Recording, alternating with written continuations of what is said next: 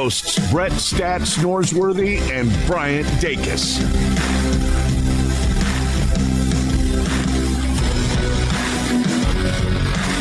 Welcome into Sports Time. Bryant and Brett with you on a Tuesday afternoon. Landon Schmidt producing for us. We're with you for the next 3 hours, and a lot to get into over these next 3 hours. Plenty to talk about some fun games last night with Big Monday around college basketball. Some good games tonight as well. We're getting closer and closer to the return of the NBA with games getting back started on Thursday. Grizzlies playing on Friday against the Utah Jazz. We got the Olympics going on. A lot of news out of the football world, so plenty to discuss this afternoon. But Brett, how are you this afternoon?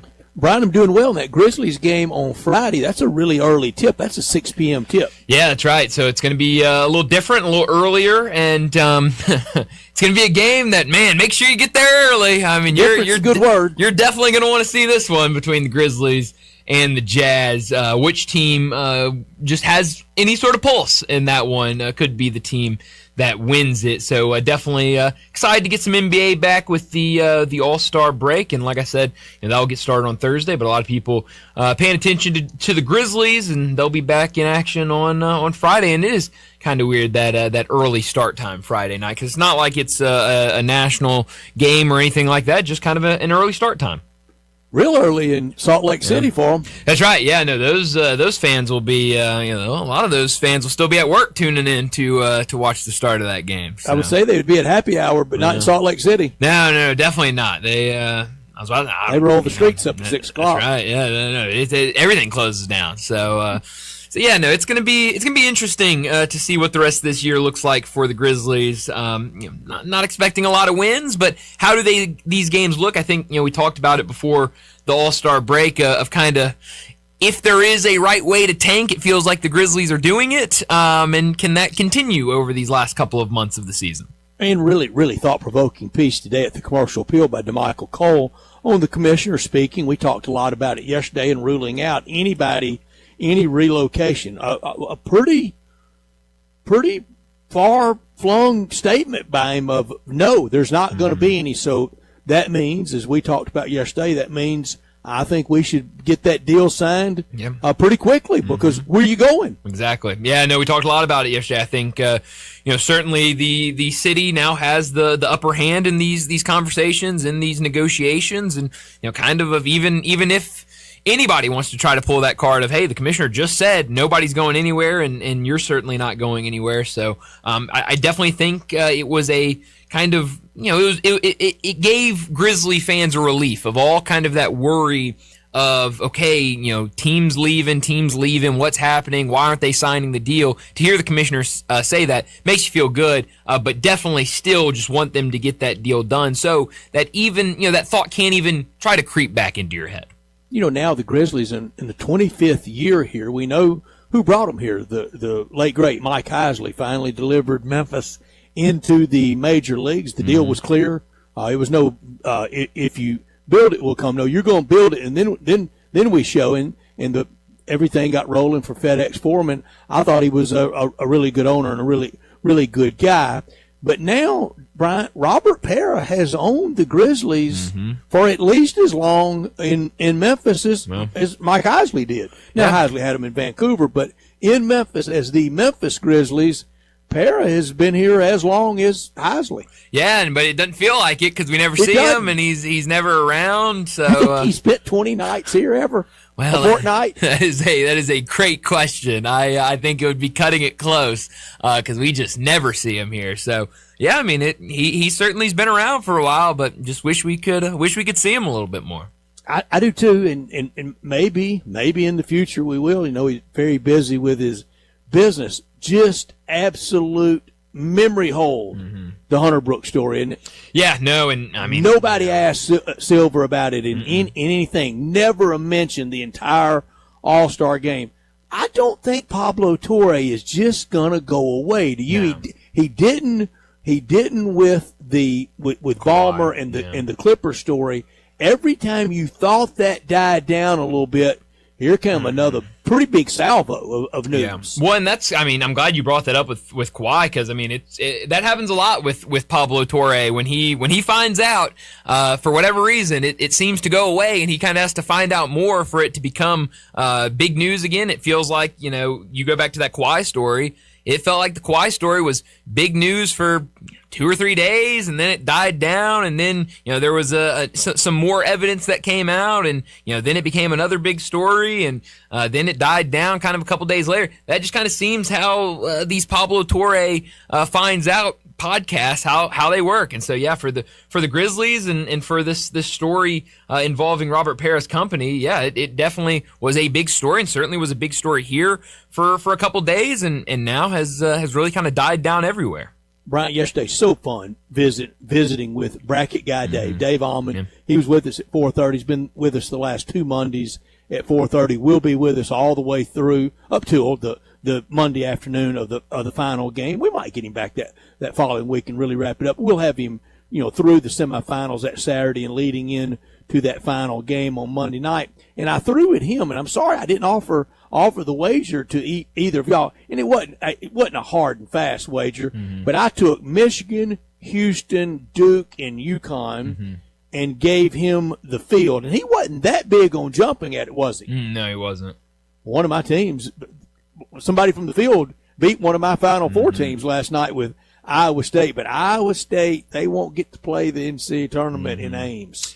Yeah, no, you're right. That building is a huge home court advantage for them, and that was an awesome game last night. I mean, it looked like and setting. Yeah, no, it was great, and Houston at times in that game looked like they were going to run away with it and win it fairly easily, but Iowa State kept coming back and able to make some big time plays down the stretch. I mean, that offensive rebound they had in the closing seconds off the free throw was massive. And, Houston, the freshman, made a couple mistakes down the stretch, even though, Kingston Fleming was phenomenal. He was awesome last night. A really good win for Iowa State, and that's a really good Iowa State team. I wouldn't be surprised if they make a deep run during the NCAA tournament. How deep?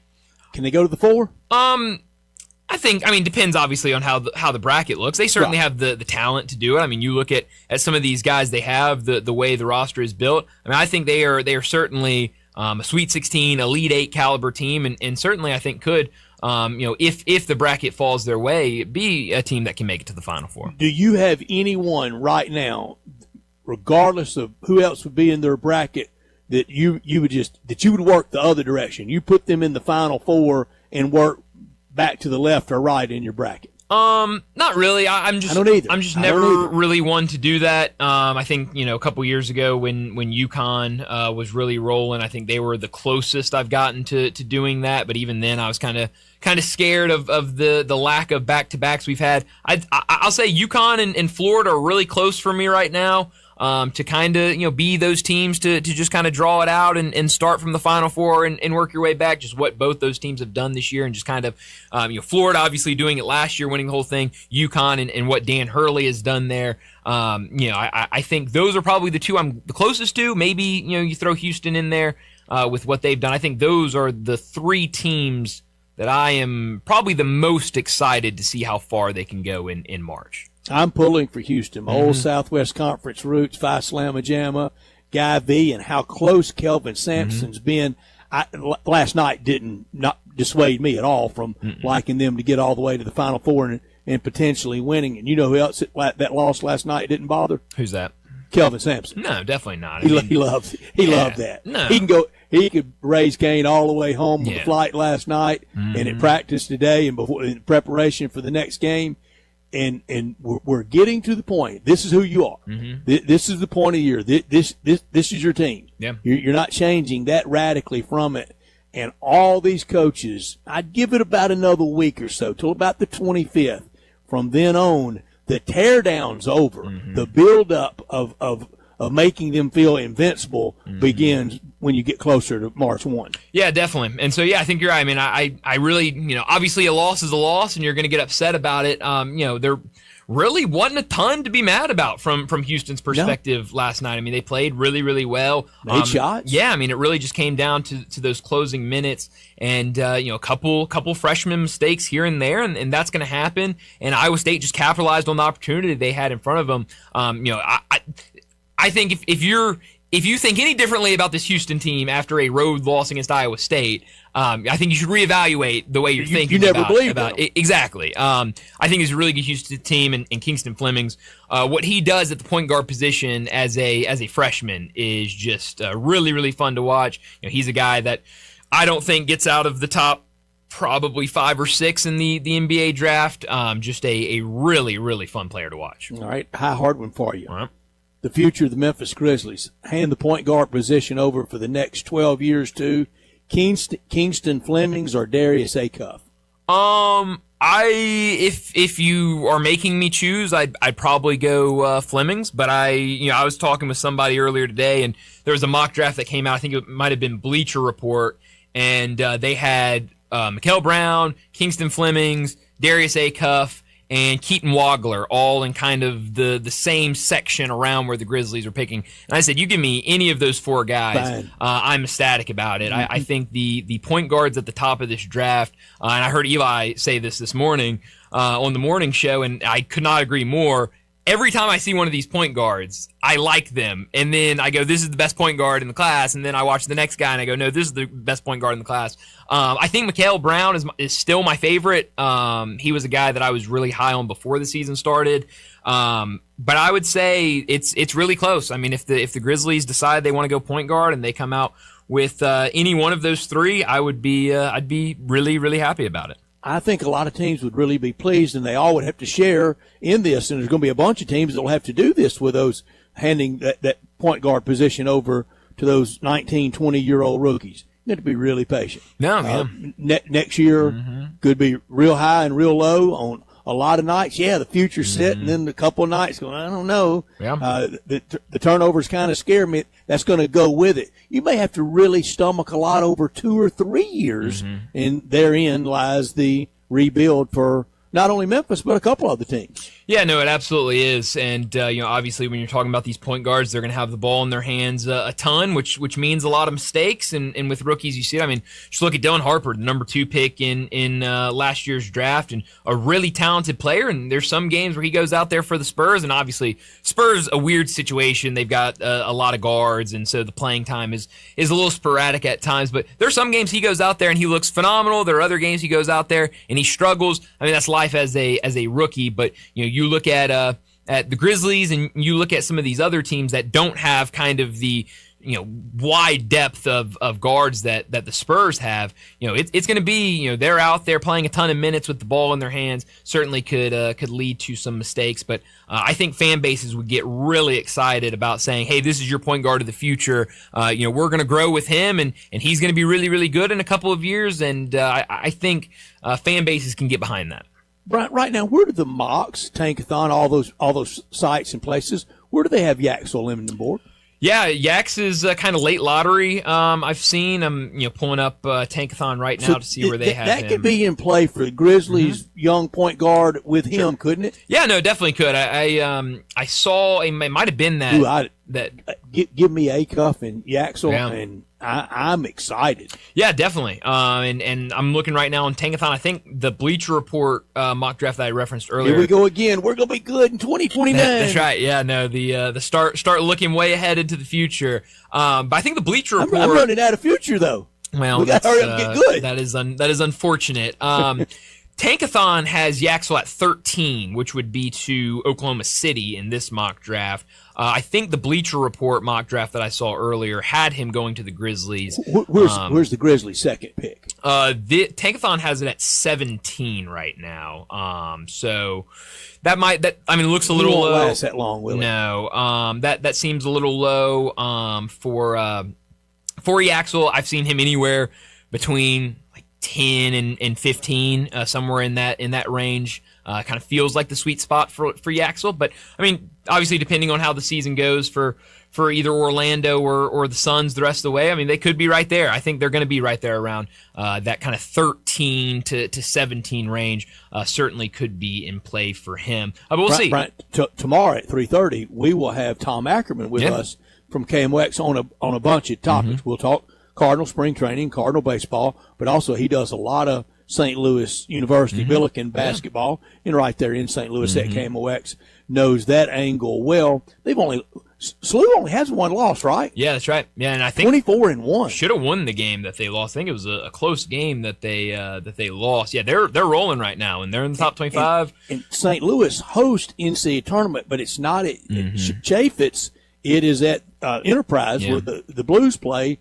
And a lot of brackets have them staying at home. They also have Illinois on the other side. That would pack the place out. You have the Illinois fans. We'll talk with Tom about that. We'll also talk with him about his Indiana Hoosiers and their national championship.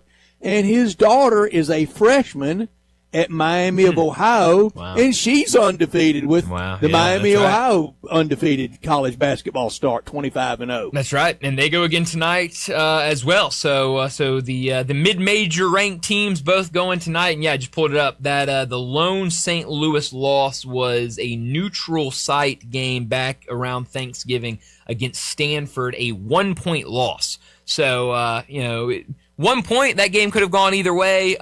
You win that game, and St. Louis is right there with Miami, Ohio. Nobody wants to play them first day of the tournament. No, definitely not. Don't want to in downtown St. Louis. Definitely not. I mean, this is Josh Schertz, who is was at Indiana State a couple years ago, had Robbie Avila. He's still there at St. Louis now, so he's got his kind of star that has been around him for a while and knows his system extremely well. So yeah, they are going to be a tough out come March. But a lot of fun college basketball. We'll get back into this college basketball discussion during our second hour. But let me set up today's show before we get to top and not top story of the day. 3:30, Matt Infield from Action News 5. He'll join us. We'll talk a lot of Tigers with him. We'll talk about the loss against Utah State over the weekend, where this Tiger basketball team is right now as they're back on the road Thursday night against South Florida team that currently leads the American Conference. So a lot of Tiger talk with Matt Infield at 3:30. 3:45, we'll talk the NBA as we're just a couple days away from the NBA returning to action Thursday night, but the Grizzlies, they'll return to play on Friday against the Jazz. 4 o'clock, Brent Beard from First Coast News down in Jacksonville. He'll join us, talk college football and college basketball. A lot of SEC talk, some ACC talk as well with Brent Beard. 4:30, we'll talk some more college basketball, look at this slate of games tonight. A lot of top 25 teams in action tonight. One game between a pair of top 25 teams with Michigan and Purdue. So we'll talk some college hoops at 4:30. 4:45, we'll get the big number of the day. 5 o'clock, Bo Marchant, he'll join us, talk some NFL with Bo as we're officially into the offseason. A lot of rumors, reports, moves being made around the NFL. 5:30, we'll talk about what's trending. And 5:45, we'll wrap up today's show like we always do with Moe's and Humdinger's Crunch Time. Let me remind you, we're in our Family Leisure Studios where family and fun come together. The Floor Model Spa sale is going on right now at Family Leisure. It's time to make room. Deep discounts on over 100 display models and in-stock hot tubs, swim spas, and cold plunges. Have you been dreaming about a new spa? Well, now is the time to buy. Spas as low as $99 a month and over $1,000 in free upgrades on every spa purchase. $8,000 spas only $159 a month with free LED lights and waterfall on most models. Head out there, check them all out at Family Leisure, 2120 Witten Road, just north of I-40. He's Brian. I'm Brett. Our producer's Landon Schmidt, and we are Sportstime, and we're live and we're local, and we're with you until 6 o'clock. And we want you to join us at 901-360-8255. That's the Sissy's Log Cabin text and talk line. All our guests will appear on the Sissy's Log Cabin guest line at 901-360-8255. As Bryant said, always live and local from our Family Leisure Studios. In this hour brought to you every day by Lexus of Memphis at 2600 Ridgeway and online at lexusofmemphis.com. Great offers on all 2026 models and always special leasing options. Drive in luxury and confidence knowing that every new Lexus comes with complimentary first and second maintenance services. You can call them at 901-334-9673, but they invite you to stop by the only Lexus dealership in Memphis at 2600 Ridgeway, and that's where you can put yourself in the driver's seat of the all-new 2026 flagship LS500, and you'll be driving in style. When you purchase a Lexus, you get top-of-the-line engineering and design, and they make for the safe luxury driving experience. Online at LexusOfMemphis.com. Experience amazing at Lexus of Memphis. Top story of the day. Well, my top story, it is this Kansas State story with Jerome Tang. I know we talked a lot about it yesterday, but it's going to be a topic for a while until we figure out what is going to happen here, as Kansas State decided to fire Jerome Tang and are now trying to fire him for calls. It doesn't feel like they're going to be able to do that. Sounds like everybody thinks that this is going to be one where the lawyers sit down and they find some middle ground. They lower that buyout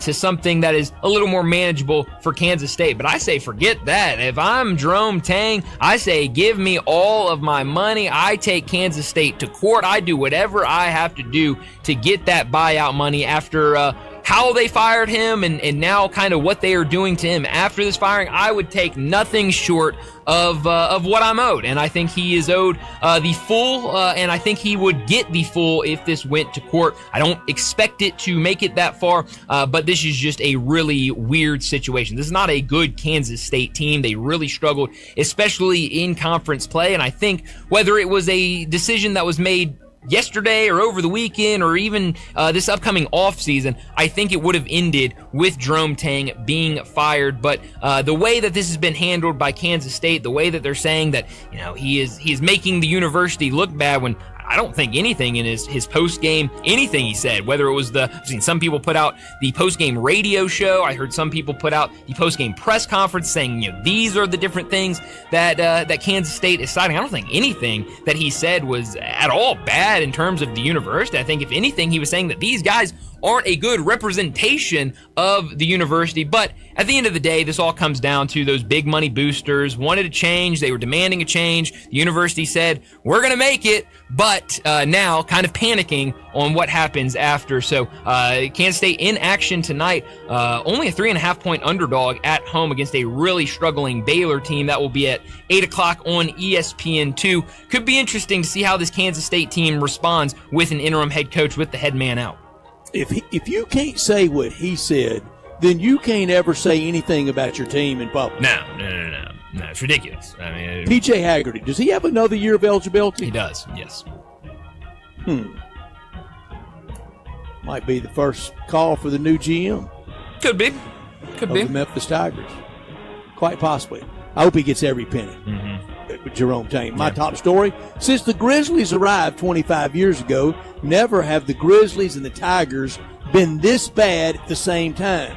And this is in the era, the age, the wheelhouse years of Ja and Penny, the two biggest basketball names. You throw in Larry Finch, that would be the three biggest, I think, ever in this market.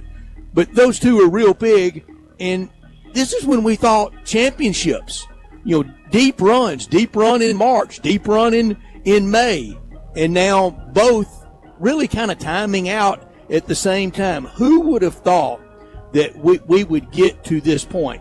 Instead of titles, we're at lotteries and no NCAA tournaments for Grizzlies and Tigers. Never would have believed it would have built to this at the same time for those two big names.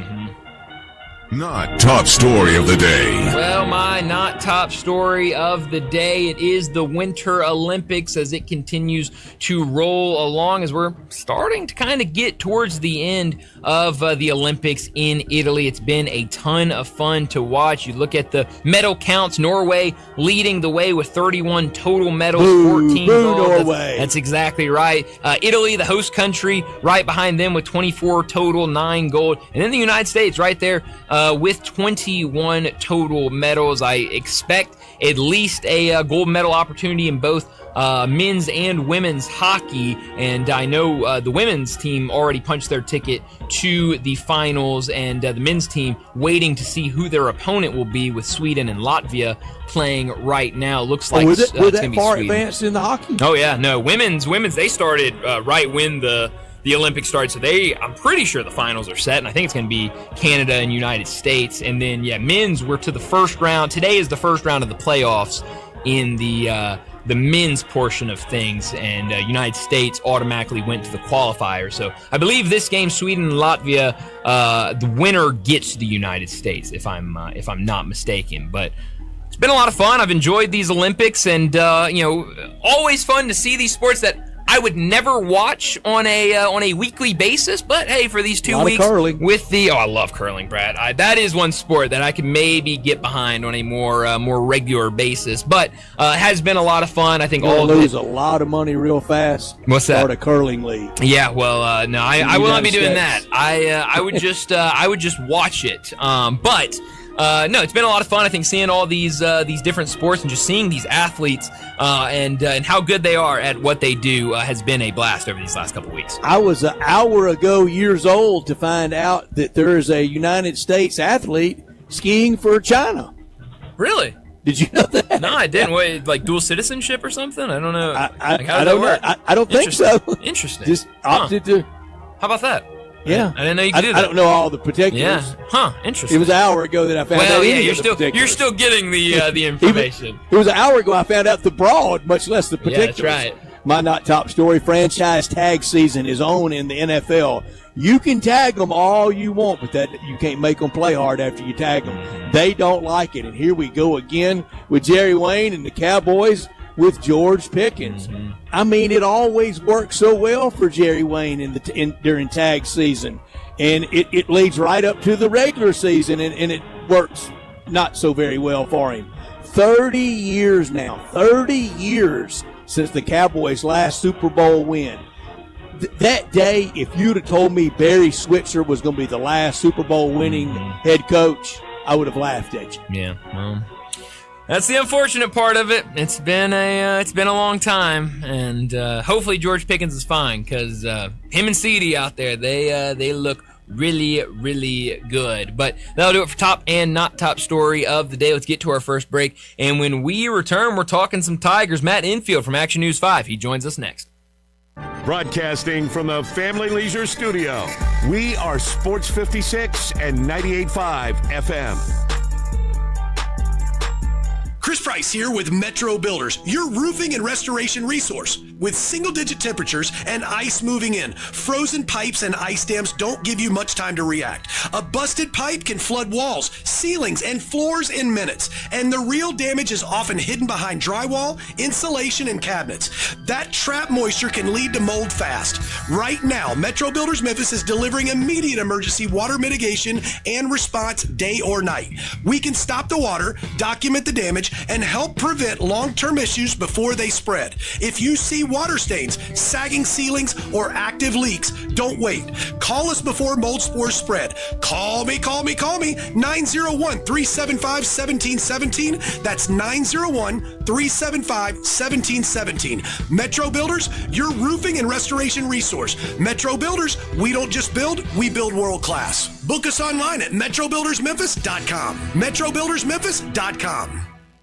Mercedes-Benz Van Center Memphis has serious vans for serious work. At 4430 American Way, they are the Mid-South source for cargo, passenger, crew vans, and custom chassis. Need one or a full fleet? New or used, they've got it. With fleet solutions and custom upfit. Certified techs keep you moving with fast maintenance, repairs, and a large parts inventory. Mercedes-Benz Van Center is your Sprinter Van headquarters. 901-237-9302 or sprintervans.com. Mercedes-Benz Van Center Memphis, part of the Tag Truck Center family. Driven to keep you on the road.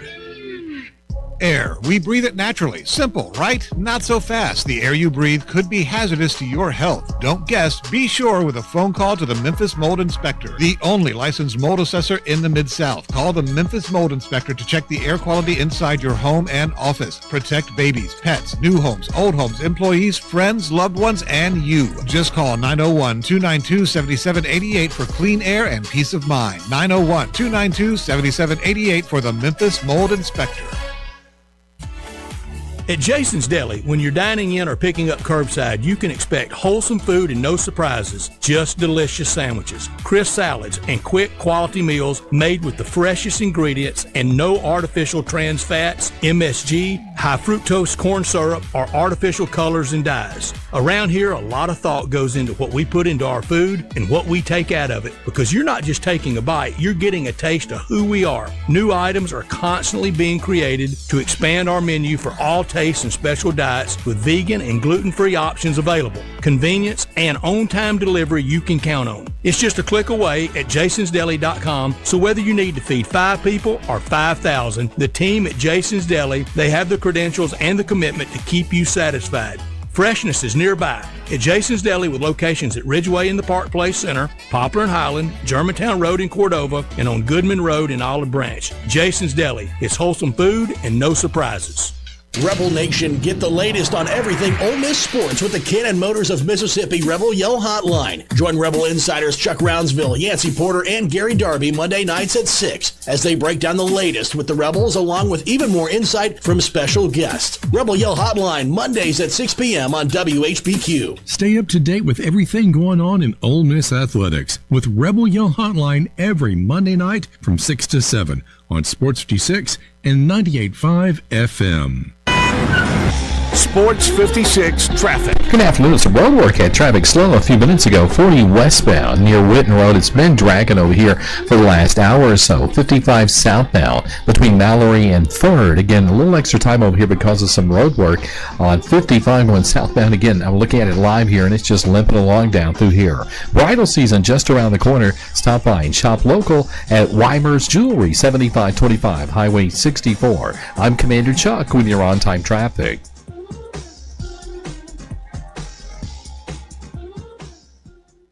Now back to Sports Time on Sports 56 and 98.5 FM. This hour is brought to you by Lexus of Memphis. Here are your hosts, Brett Stats Norsworthy and Bryant Dacus. Welcome back into Sports Time. Bryant and Brett with you, and we got to talk some Tigers. And joining us now from Action News 5, Matt Infield. He joins us every Tuesday to talk Tigers. Matt, thanks so much for joining us. It was not a great Saturday for the Tigers with that loss against Utah State. Coming after the loss against North Texas, it felt like maybe the Tigers were riding some momentum after back-to-back wins by both double digits against UAB and in Charlotte, but now 2 straight losses, 1 more road game before their next home game. What did you make of what you've seen over the last 2 games with those losses against North Texas and Utah State?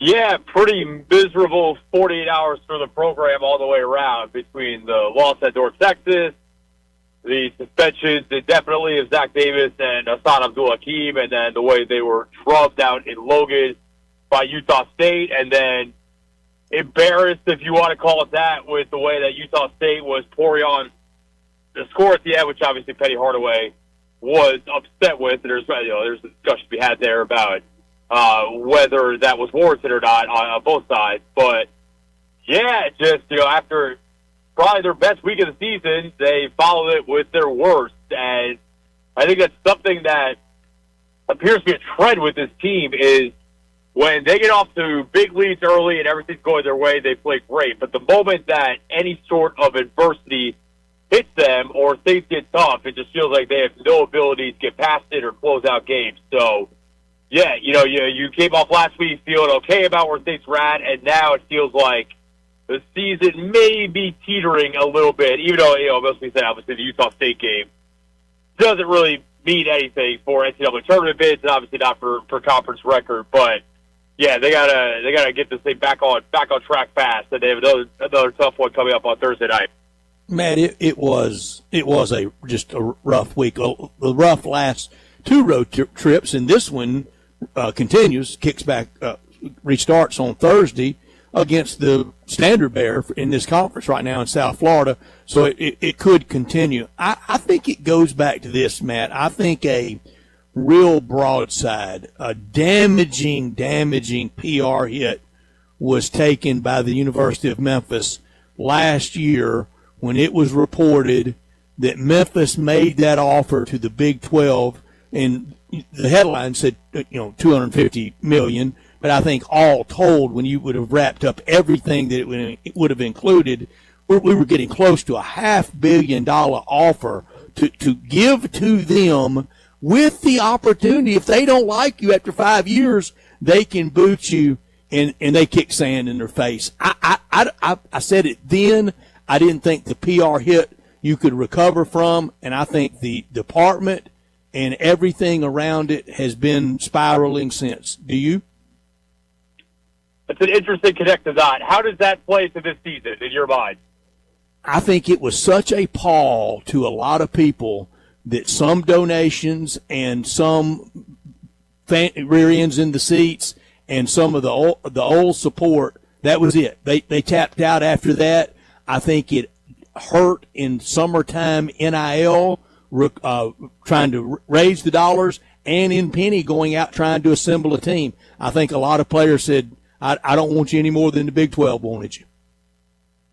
Interesting. I haven't thought about it like that. I'm not saying there's no credence to it. I think I'll go back to me, this whole season goes back to, last year you waited and waited to figure out if your two best players from last year were going to come back in P.J. Haggerty, and obviously he went to a messy situation, maybe even messier than Memphis right now, which, I mean, maybe you open the door for a comeback next year, who knows. And then obviously waiting on Dane Deja to find out if his waiver would get cleared or not, which took until the summer when the portal opened, in the middle of March or whatever to April. You can't wait that long. I think, honestly, they just got caught waiting on those two, and when the musical chairs stopped, there weren't enough good players left for them to fill out the roster, which is why it felt like it was done so hastily in the summer, and how you landed on a front court, which has been a mess, but just a roster that it felt like a kind of a mismatch of parts that don't fit together all that well to begin with. And like I brought up, from the moment the season started, I didn't like the idea that these guys were not together in the summer like the previous year's team was. So I think that there needs to be some lessons learned from that. And luckily, I guess, this year's team, it doesn't feel like there are going to be any players worth waiting around for to see if they want to come back or not. I think that anyone from I think there's some guys in this year's team that you should think about bringing back and should bring back. Sure. But if there's anyone that wants to get going, there's no one worth waiting for, a la Haggerty or Deja. If you want to go, you can go. Matt, also this with the team. So with that, with kind of swinging and missing, or not retaining Haggerty and Danger, and they cobbled together this team. Why do you think Penny felt compelled to go out and oversell this team? Second best roster that I've ever had, when he could have gone out and, way under promised and tried to over deliver. Why do you think it's always the first reflex, and a Tiger assistant saying that Doug McDaniel is going to be first team All-American? Why do they feel like they have to do that when they've had some hits taken to the roster? That's a good question, too. And I don't know that I have a good answer to that, other than for us, I enjoy how transparent Petty is with us, but then there are also times where Petty just kind of talks to talk, and I guess, inject some confidence into his team. I've said for, months at this point that I don't buy that this is his second most talented team. Far from it. Definitely not more talented than last year. I don't think more talented than 2 years ago when, that thing went completely off the rails, but it didn't go off the rails because the players weren't good enough. They just, obviously, the collection of character and chemistry went off the rails, and Petty will point to Caleb Mills getting hurt as the thing that really derailed that season. But, yeah, I don't know. I think that Petty is optimistic by nature, maybe sometimes to a fault, and he wanted to show some faith in the players and the program, but it was a miss, and I'm not surprised that it was a miss, to be honest. Yeah. Matt, I know the big topic after that Utah State game was the comments made by Penny Hardaway and then the comments made by Jared Calhoun and who was right and what side people should take. What did you make of that whole situation? I think that it really just came down to Penny was mad that his team just got blown out. He's the head coach. He's going to be mad after a loss. And the interview, because the team had to travel back, was right while he was walking off the court. I think if it was different, he would not have said that same thing. He would not have made that same comment. But what did you make of all the kind of reactions and things that came from that post-game quote? Yeah, I think a couple of things can be true. Number one, Jared Calhoun is absolutely right in that the way that mid-majors are judged, they need to run up the score as much as possible, because if all the computer metrics and Ken Pom and Bart Torvik and margin of victory, if that's going to play into whether you get to the big dance or not, then yeah, I mean, it would literally be coaching malpractice for them to not run up the score as much as possible. At the same time, I think that when you're up by 22 and the shot clock is turned off and the other team is not pressuring, at that point, maybe you could say, all right, 24 versus 22 is not that big a deal. We'll take the 22-point win. I also think if you are going to make it a 24-point win, you know, the windmill dunk, like you're at All-Star Saturday Night, the dunk contest, rubs a little extra salt in the wound. I think if MJ Collins Jr. would have just laid it in there, I don't think there's as much fury. But winding it up and putting, you know, the last little kick in the gut in that beatdown win, and probably spurred those comments as well. But lastly, you know what it comes down to? If you don't want that to happen to you, don't be down by 22 with 10 seconds left in the game. And then you don't have to worry about that. So there are aspects of it where I agree with Jared Calhoun. There are aspects of it where I agree with Penny. But, I mean, you put yourself in that position by getting blown out. Sure. And that's kind of the cut and dry facts of it. Yeah, and on the Coach Hardaway kind of gilding the lily a little bit of over-promising, a little bit of hyperbole. He kind of always does. You know, every year there's a stories, comments around town, September and October, best chemistry ever. Never seen. Miss Potts' kindergarten class doesn't get along as well as we do. Everybody's on the same page. And then we get to February, and we have a lot of chemistry issues, whether it's, you know, we hear in-house about, you know, maybe payments. We hear about playing time. That's not just University of Memphis that has that, but we always get the best chemistry anybody's ever seen in September, and then it's not so good in February. We also, you know, Penny paid dearly for this back during COVID, was insinuating 100% of the team was vaccinated. Then backed it off to 90, then get up to Nashville when two teams were there ready to play and only one could because of COVID positives. It's always over-promising and under-delivering, Matt. That last part brought me back to my previous job in Wisconsin when Aaron Rodgers said he was immunized and then tested positive for COVID in the middle of the season. And it was like, oh, what did you mean by that? Because you weren't vaccinated. That's a funny little professional flashback. Yeah, I mean, whatever they did going to last year is kind of what you need to bottle up because that was. We've had discussions amongst the media. I pretty firmly believe. Now, I've only covered 4 years of his tenure, so I was not here for the 21-22 team that won the only NCAA tournament game of his tenure so far. I pretty firmly believe that last year's team was the best that I've seen. I know there's some people that covered a team that think that the Kendrick Davis, DeAndre Williams team for 22-23 was better. Personally, I disagree. I think that they did a good job building that team, but that team had a mix of guys that he had been with and guys that represented the city and knew what the program stood for. I'm thinking of ALO specifically, Alex Lomax, and then Malcolm Dandridge. Malcolm was a little all over the place at times, but I think Malcolm was a good soldier that did want to represent the city well. And then you brought in, Kendrick, and obviously DeAndre was there at that point. So I think that moving forward, you've got to, I've said this, countless times with you guys over the last couple of months, you can't run it back with an entirely new roster next year. I do think there are guys on this year's team that you should bring back. I said Curtis Gibbons and Julius Thetford, 1 and 2 in whatever order you want on that list. Memphis kids that play their role, that have 2 years of eligibility left.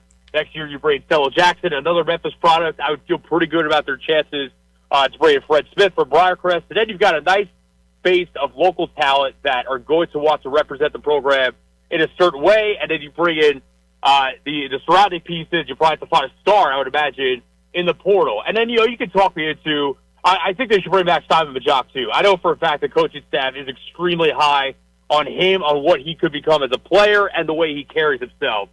Beyond that, you could probably talk me into Aaron Bradshaw. I'm not totally sold on it, but if he wants to come back, I think that in the right circumstances, you could talk me into that. But, yeah, I think that there are serious lessons to be learned about waiting on players and thinking that you can roll out an entire new roster and they're not going to be together until September, and I think you're going to have success. So I don't buy into that.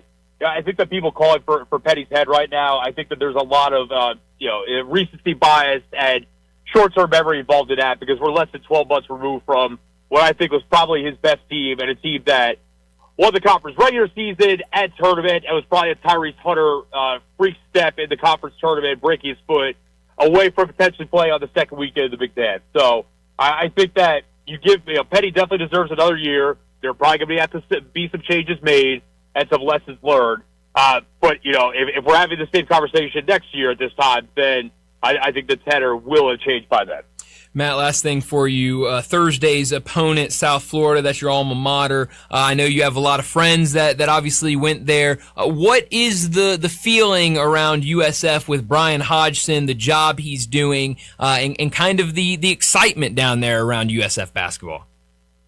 Yeah, I think that there are a couple of weird non-conference losses to start the year, but they've lost 3 games in conference. All of them have been really close, like within, I think, one possession, all 3 of them. And, I think that Hodgson has delivered. And now, unfortunately, I said, we can't live in peace for more than a year. Hodgson's having this great season, and you already see his name being floated. He's a Buffalo native, and you see him being floated for, the Syracuse job. Yep. It's like, golly, man, can we have just one season, maybe 2 seasons apiece? So, yeah, I think that that's an athletic department that's made a lot of really good hires in the last couple of years, and he has certainly delivered so far. I know that I will admit that at least when I was there, the students maybe a little bit fair weather bandwagon, wanted to support the teams. A lot of time when I was there, the teams weren't all that good to support, but they'll show out when the team's good. And I imagine for Memphis especially, it's going to be a packed house at the England Center on Thursday. Yeah, feels like it's going to be a good environment down there in Tampa. But Matt, as always, thanks so much for joining us.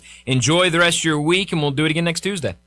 All right, appreciate it, fellas. Talk later, right? Thanks, Matt. Thank you, Matt. Matt Infield from Action News 5. Great stuff from him on Tiger basketball. 6 left for the Tigers. Bryant, you had a good post about that today. We'll get into that. 3 on the road, 3 at home.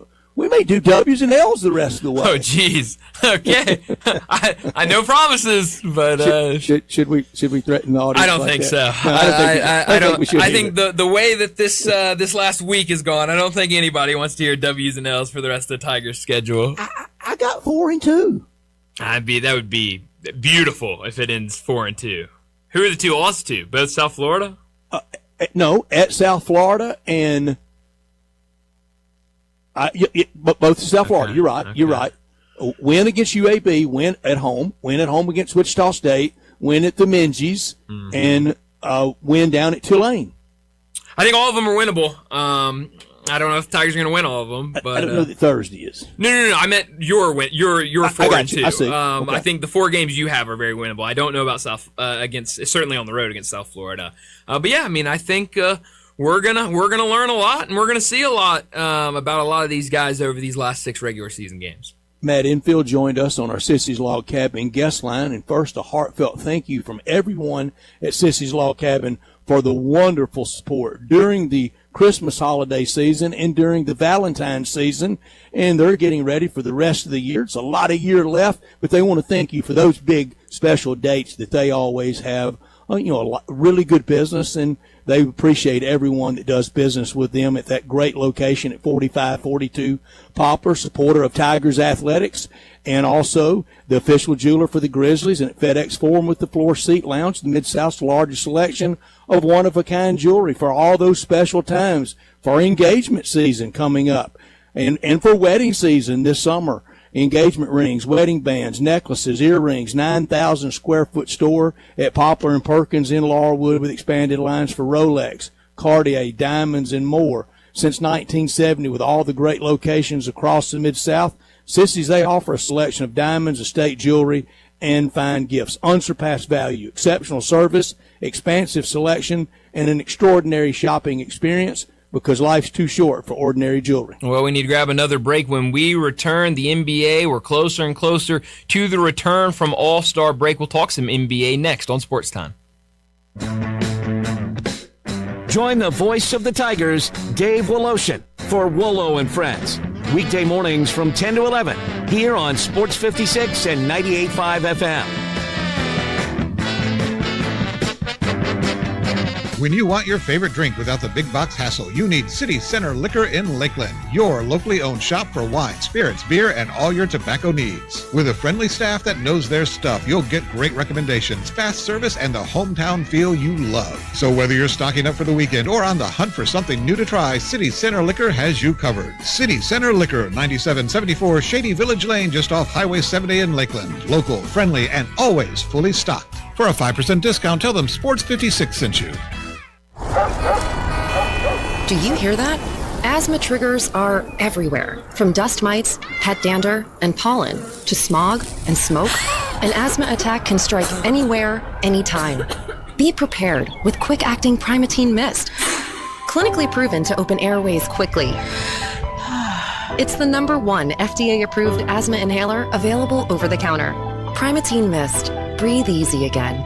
Use as directed. Sponsored by Armstrong Pharmaceuticals. When life crashes into you, literally, NST Law doesn't just show up with a briefcase. They show up with heart. They sit with families after devastating wrecks, look them in the eye, and say, "We've got you." No scripts, no legal jargon, just real people fighting for real justice. If someone turned your life upside down, NST helped you stand back up. They've been doing this for over 35 years and have won billions for their clients. NST is the way to go. Call 683-7000 or go to nstlaw.com.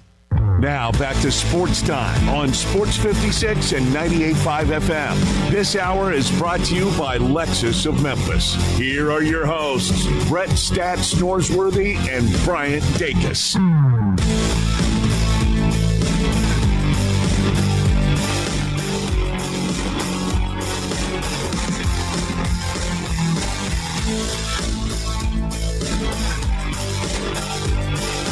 Welcome back into Sports Time. Bryant and Brett with you, and we got a couple more minutes left in this first hour. Got to talk the NBA as they return Thursday night with a handful of games. We talked about it earlier. The Grizzlies back in action Friday night against the Utah Jazz. A tank-off between the Grizzlies and the Jazz. But how about this headline over at The Athletic? NBA All-Star Game is fun again. First of its kind format leads to a surprisingly competitive event. So it looks like good returns for the NBA All-Star Game in its new format. And I don't think near the blistering battering of bad stories this All-Star that I feared and that they normally get. What do you mean? I just off the top of my head can't remember. I just don't think it was the pinata that it usually is. I think All-Star was pretty successful, and if nothing else, not a torrent of negative. No, I think you're right, and I think a lot of that has to do with certainly the new format. A lot of people saying that guys were playing better defense and looked like they cared more.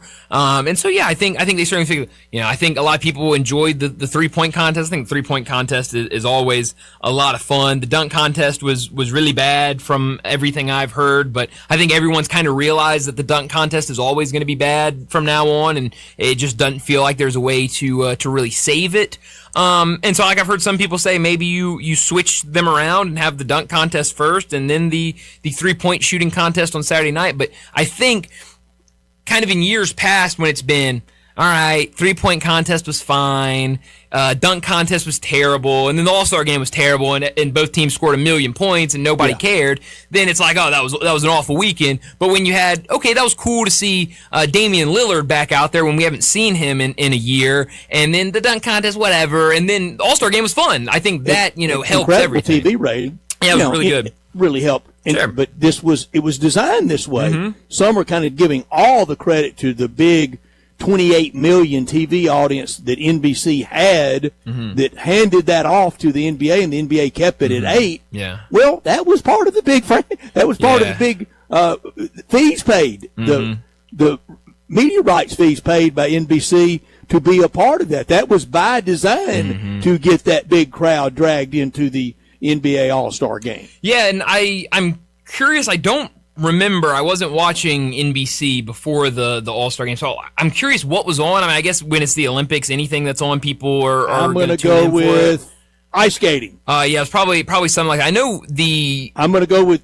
luge. Yeah, I mean, it was certainly something. I mean, I know Team USA men's hockey was on before, but that was on USA because it kind of carried over during the All-Star game, if I'm not mistaken. Maybe it was before. Maybe it was on NBC. That certainly would have gotten a big draw. So, I don't know. I mean, obviously the Olympics is going to draw regardless. But, yeah, I think really good numbers for the All-Star game. And, it sounds like, like I said, I tuned in for a couple minutes. But I've just never really had the outrage of people that other people have with the All-Star game. But it seemed like people who do have that outrage, they were a lot more happy and excited about this All-Star game. A little more muted. NBC, how they have done the whole thing from opening to Super Bowl weekend to the game, the Super Bowl, Tariq on field, him back in Italy. Really smart people that paid those franchise those rights fees for both for all three, NFL, Olympics, and NBA. They knew what they were doing. No. They kind of got this down. They definitely do. And I think it's been, they've done a great job with everything that they've had. It's certainly been a busy month for them. And it's the coverage has been awesome all around. So we'll get some games back here Thursday night again with a pretty good slate of games. And then, like we've mentioned a couple times, Grizzlies in action Friday night against the Utah Jazz, a little bit of a tank off. I know we're close on time. We might get to it later. Might wait till 5:30 during what's trending to get to it. How about Mark Cuban going full radical? That we should embrace tanking. Yeah, I didn't. I saw the story on ESPN. I haven't read all of it. About what is his point to all of this? Like what should you embrace, or why does he say you should embrace the tank? That we go most nights and we really don't even know what we're watching. We're going for the event. We're going for to be entertained. That a lot of nights we don't know who the winning team is. Interesting. I mean, obviously right now everyone's throwing out their takes of what the NBA should do for tanking, and there's been some takes. There's been some crazy ones. It's just entertainment I think, and we'll go into it more, but if you control the controllables, the event, the pleasantries of and the Grizzlies do all this really well. I mean, that staff, welcome, nice, friendly, concessions, everything that they control. They don't control on the floor. They got a say so in it, but they can't control the outcome. If we did, we'd at least go 41-0 every year, go undefeated at home. But keep all the entertainment stuff to where you leave and go into your car. Who won? I don't know, but I had fun. Yeah. I guess if you're tanking, you got to do that to try to keep the interest. That doesn't do it for us, though. No, but I mean, I know who won going to the car, and I want to know. Sure. But for a lot of people that might go to 2 to 4 Grizzlies games a year, well, it was a heck of a lot of fun, wasn't it, tonight? Yeah, and I think that's important. And even in this year, if you go to a Grizzlies game, you can't tell me it's not a great production, demonstration. And you should leave thinking, well, I kind of wanted the home team to win, but I had fun. Yeah, Go team. Yeah, I mean, I think certainly a lot of that, is when you kind of know you're a tanker. It feels like of, hey, this team's going to be tanking. They're probably not going to win a lot of games, but to still have that certainly helps. I mean, I think, like you said, with the Grizzlies, we know that they're not going to win a lot of games the rest of the season, but to kind of have all of those other aspects there to make it more enjoyable, I think is certainly big. So yeah, definitely some interesting things there from Mark Cuban, but we need to wrap up this first hour and get to a break. When we return, Brent Beard from First Coast News down in Jacksonville, he'll join us, talk some college football and some college basketball. That comes your way next on Sports Time.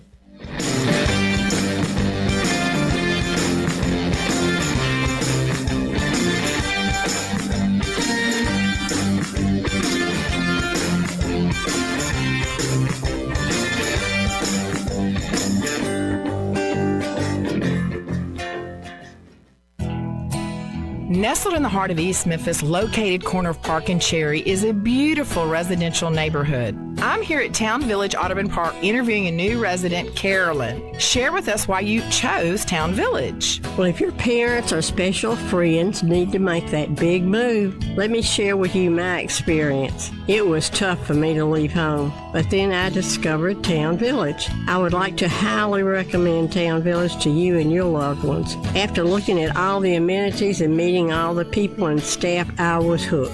From restaurant, bistro, 3 meals per day, housekeeping, transportation, security, health care, physical therapy, exercise room, and even a heated pool and spa. Come see us and make your new home at Town Village. Visit us and call Daniel at Town Village Audubon Park at 901-374-7342. There's no place like home, Town Village. Take your basketball skills to the next level at Shoot 360 Memphis. Shoot 360 is a revolutionary basketball training facility that combines cutting-edge technology with gamification and provides instant, objective feedback with hands-on, one-on-one expert coaching. And now, introducing Shoot 360 Cordova, a newly renovated 50,000 square foot facility with 2 NBA regulation-size courts, 3 high school-size courts, and 4 shooting bays with Shoot 360 technology. Memberships are now on a monthly basis. And yes, you can become a member at both locations. Whether you're an aspiring young talent, NBA player, or looking for a unique workout, all skill levels are welcome at Shoot 360 Memphis to learn proper shooting and passing techniques, improve fundamentals, and gain a competitive edge while having fun. Shoot 360 Memphis, now in Cordova and Collierville. Call them today at 901-779-3176. That's 901-779-3176. The future of basketball training is here. Shoot 360 Memphis. Snapshot from Progressive wasn't created for just anybody. Oh no, we made it for you, gradual breakers. You keep your eyes on the road, so you've seen it all. As long as it all happened directly in front of you, like a Swedish masseuse, your foot knows exactly the right amount of pressure to apply to the brake. That's why your passengers feel totally relaxed with you behind the wheel and occasionally super sleepy.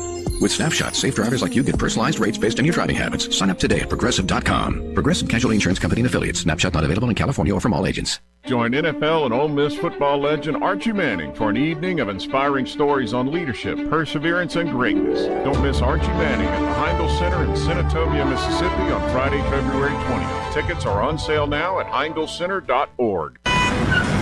Sports 56 traffic. Good afternoon. Cranking up pretty good through Midtown in a couple of spots. It's definitely busier than it was 15-20 minutes ago on I-40 up by Chelsea as traffic increases even more on 40 eastbound here in the last few minutes from Sycamore View Road all the way out into Fayette County. Bridal season just around the corner. Shop local this year. You'll always save money if you shop first at Weimer's Jewelry, 7525 Highway 64. I'm Commander Chuck with your on-time traffic.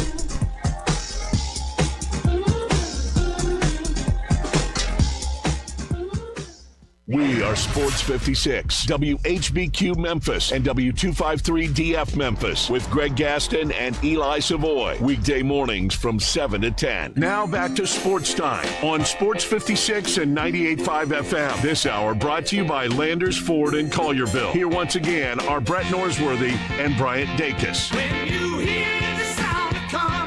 Welcome back into Sports Time. Bryant and Brett with you as we start our second hour on this Tuesday afternoon. We got to talk some college football and some college basketball, and we do that every Tuesday afternoon with Brent Beard. College football talk every Tuesday with Brent Beard, Heisman voter, and on Twitter X at Brent Beard. SEC, ACC, AAC. We talk it all with Brent. Here's Brent Beard with Bryant and Brett. Brent Beard joins us now from First Coast News in Jacksonville. Brent, thanks so much for joining us. A lot to get into this afternoon, but we got to start with the biggest story in college football over the last week. Ole Miss's Trinidad Chambliss wins his court case, will be eligible for the 2026 season. What did you make of that news from last week? Well, I'm not surprised. I mean, it's good to have him back. There's no doubt about that. I mean, the guy's a winner, and if he'd had 20 more seconds, they may have been in the national championship game. But I am glad that they paid attention to his past history and were able to rule in favor of him for that. So, now look, I'm fine with Chambliss coming back.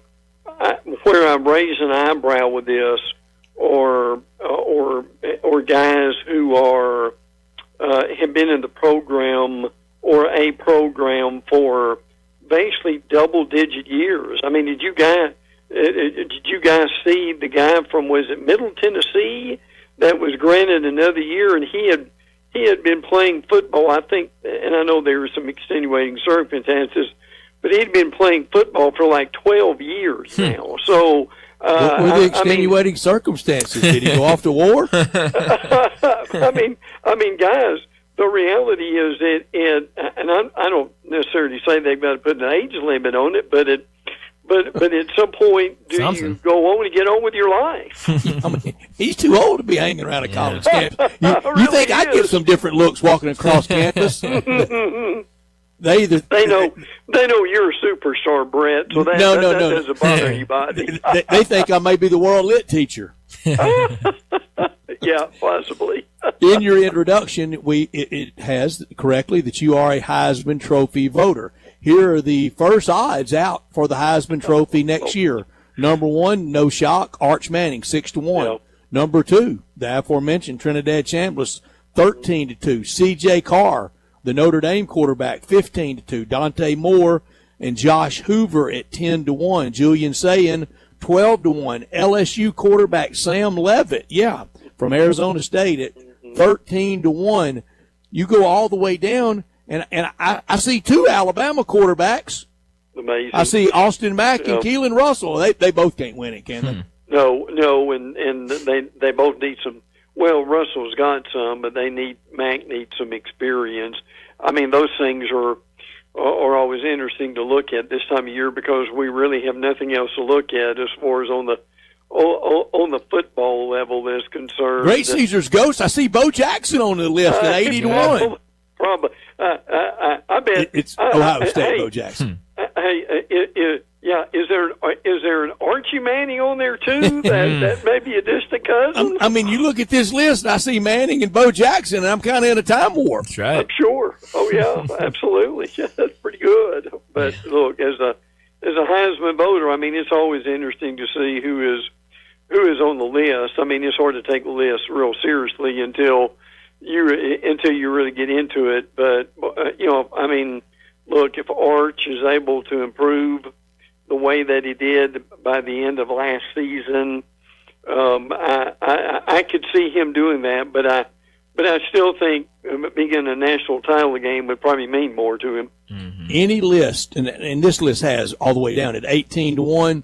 Everybody better circle Gunner Stockton because we know Georgia's going to win, and he can flat go. One thing that got accomplished this year for Georgia, you don't hear people cracking on Mike Bobo anymore, do you? No. Listen, that's a great point. Bobo is almost been laughed at and made fun of, unfortunately. But look, to Bobo's credit, I mean, he really doesn't go searching for the limelight. He just does his job. He's got a coach that appreciates that too. I mean, Bobo is never going to be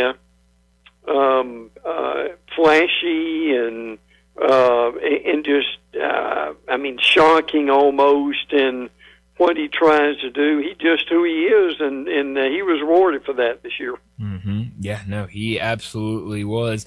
There were the comments made earlier this week by Mike Elko. He's doing an interview, I believe, with On3. In the quote that made headlines, he said, "Put somebody in charge. It's a $1.2 billion industry with not a singular voice in charge of making decisions for the betterment of college football. I think until we get that, we're going to continue to flounder with some of these areas. What's best for the SEC isn't always what's best for the other conferences, and what's best for the other conferences isn't always best for the SEC." What did you make of what Mike Elko had to say yesterday? Well, he makes some sense. I think you're seeing that right now is, we need to let's put someone in charge. I mean, I know that's easier said than done. And by the way, Elko,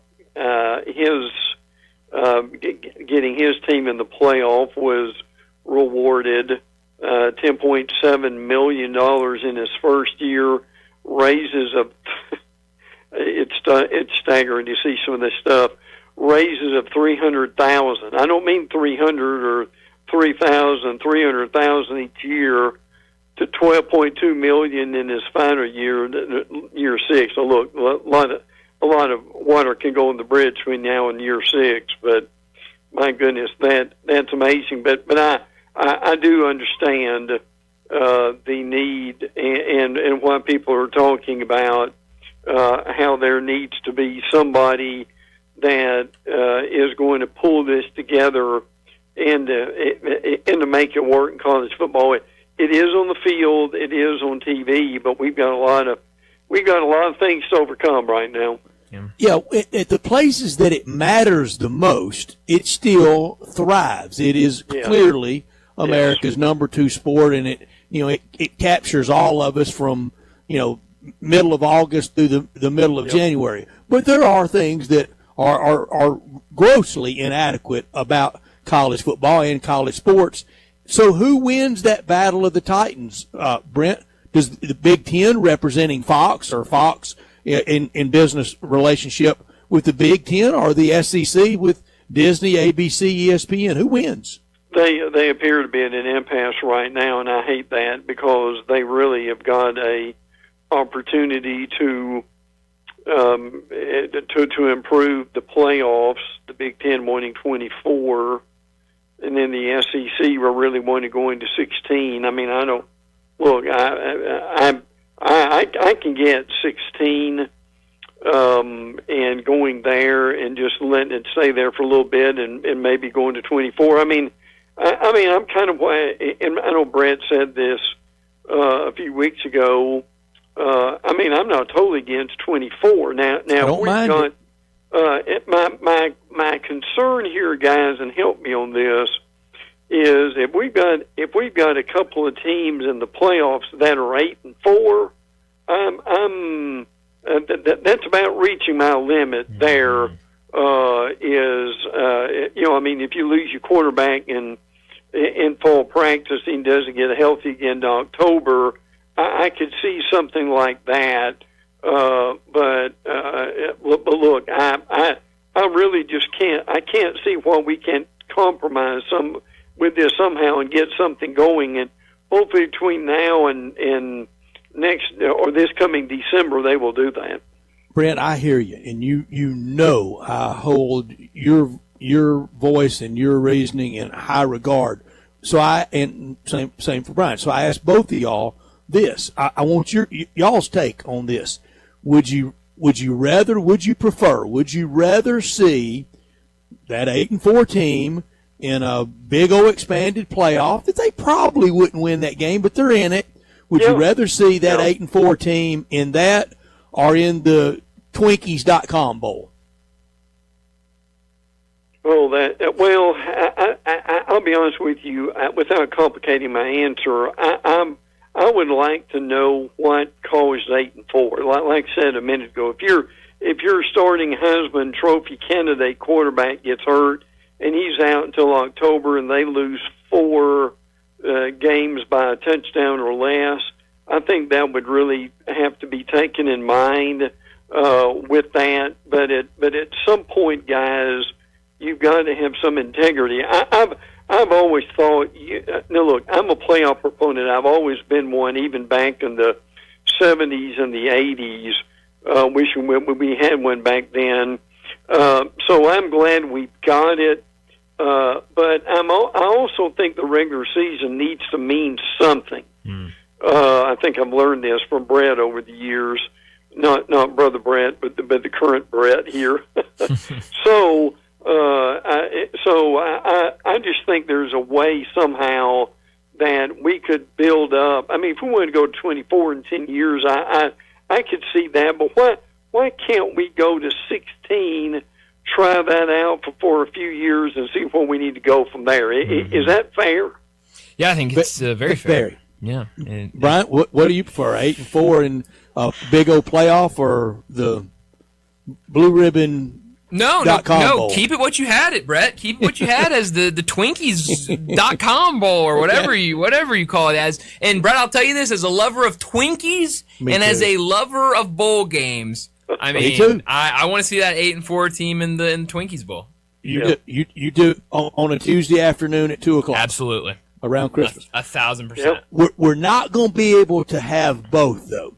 When if and when we jump to 24, and Brent, I'm with you. I think the stair-step process probably would be more reasonable, 12 to 16. But remember, we went 4 to 12. We all thought it would even be 6 in there with some buys, and then for sure we all thought 8.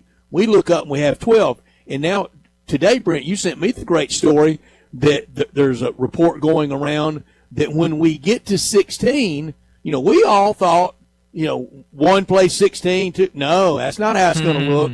The report out there is we have buys, and the first 2 games would be 13 against 16 and 14 against 15, and then they reseed. Dayton. Yeah, that's kind of basically what they're looking at. Now, what I will give the 24 team format some credit. They're talking about no first-round rematches, which is good. More games on campus, which I don't think could hurt anything either. The buys for the top 8 is a possibility with that, too. What I don't like is what happened to Georgia. Georgia won the SEC championship game, and they did not play for a month. Now, look, I don't see how that helps anybody. And they didn't move in their college football playoff ranking by winning the SEC championship game. Now, look, I get the fact that they need a couple of weeks for finals, and they need to practice. I get all that, and in Christmas, I really don't have any trouble with that. But and if I'm wrong, guys, tell me. But having a month off, I'm really not sure that helps a lot of time. I'm sure it helps somebody if you got a lot of injuries. I get all that, but being a month off, are we causing fans to lose interest with that long stretch? Yeah. It's a good question. I think we've seen over the last couple of years it's hurt them on the field, too, all that time off. And a lot of Georgia fans set out the Sugar Bowl. They were planning for Fiesta and potentially the finals. Yeah. Oh, yeah, absolutely. So, but the reality is we've got these games, at least the next 3 to 5, that are going to be played. Now, look, I love long seasons, but even I am struggling with the fact that, I love it when it's going on because there's more ball, but how fair are we being with everybody involved when the next, help me on this, Brett, the next 3 to 5 years, we're playing the championship game closer to February than with February 1 they were on January 1. We're playing the championship game of college football where for a lot of our lives, Brent, that's where Super Bowl dates were. That's exactly right. Yeah, and we've got, I don't know if people realize this or not, we've got, help me on this, but I'm pretty sure we've got Super Bowl next year on Valentine's Day. That's right. Where in the world right? did That we is get right, that? Yeah. Valentine's Day, and then the next day is President's Day, I believe. So it's going to be a time. Wow, I thought an hour ago learning that an American was skiing for the Chinese team was something. Going to blow your mind even more. So Really? I think I did see that on social media last week. Talking to Brent Beard, he joins us every single week from First Coast News in Jacksonville. Talk college football and college basketball. Brent, what did you make of this Jerome Tang story, getting fired, and now the university trying to fire him for cause? Brian Kelly would like a word, wouldn't he? Yeah, no doubt about it. Look, what I've heard with that is that they just didn't want to pay him the money. So there, now look, did something happen in there? Do we know that? I don't know. But I mean, if you've got a contract with a guy, and it doesn't end well, okay, he's going to be gone. But live up to your contract. And pay him the money that you owe him, because look, if you cause him all kinds of trouble, you try not to pay him, what does that do in looking for your next coach or two? I think it's a great question. I mean, I think if I'm the next candidate, I'm kind of looking at that job a little side-eyed. And speaking of potential candidates for this, I'm seeing Chris Jan's name pop up at a lot of places. Of maybe, has done a good job at Mississippi State, but with the way this season has played out, maybe some people getting a little restless. Maybe just make the move and kind of reset that clock. What do you think about the potential of Chris Jan's taking the Kansas State job? I think he's done a good job, frankly. But look, I know they're 4-8, and there are some people who don't think that is the case. But I mean, to your point, is he trying to get ahead of the posse? Is that some of this enforce what's going on too? Possibly, but again, I mean, man alive, but wouldn't you want a strong, almost concrete contract? Oh yeah. So that what happened to Tang doesn't happen to the next guy. Well, what happened to Brian Kelly? I think those coaches last fall that really voiced shock after the firing of James Franklin and then Brian Kelly, and at that point, you're into a degree, even Sam Pittman. They all voiced that they're really working under 3-year contracts. You can have one that says 15 years. It means nothing. And when they decide they don't want to pay you, they're going to really fight you in the courts. Oh, yeah, absolutely. But the reality is, you would think that would discourage some people from talking to school X because they've done that. But you've got so many people out here who really want to go to the next level in their pay to where that they will overlook that, right? No question. I mean, everyone's looking for that next step up, and I've seen a lot of kind of those mid-major coaches on these lists where it looks like maybe even with everything going on, you could still get one of these guys say, "Hey, we're gonna double your salary. We're gonna give you X, Y, and Z. That's way better than what you had at your previous stop." And I think there's definitely coaches out there that would take that. Florida, they're in action tonight against South Carolina at home. It really feels like they've turned a corner and have gotten back to that kind of Final Four national championship type of team. You look at some of these recent results: 95-48 over South Carolina on the road, 177 over Alabama, 86-67 against Texas A&M, 86-66 against Georgia, and then on Saturday, 92-83 against Kentucky. What have you seen over these last couple of weeks from this Florida team?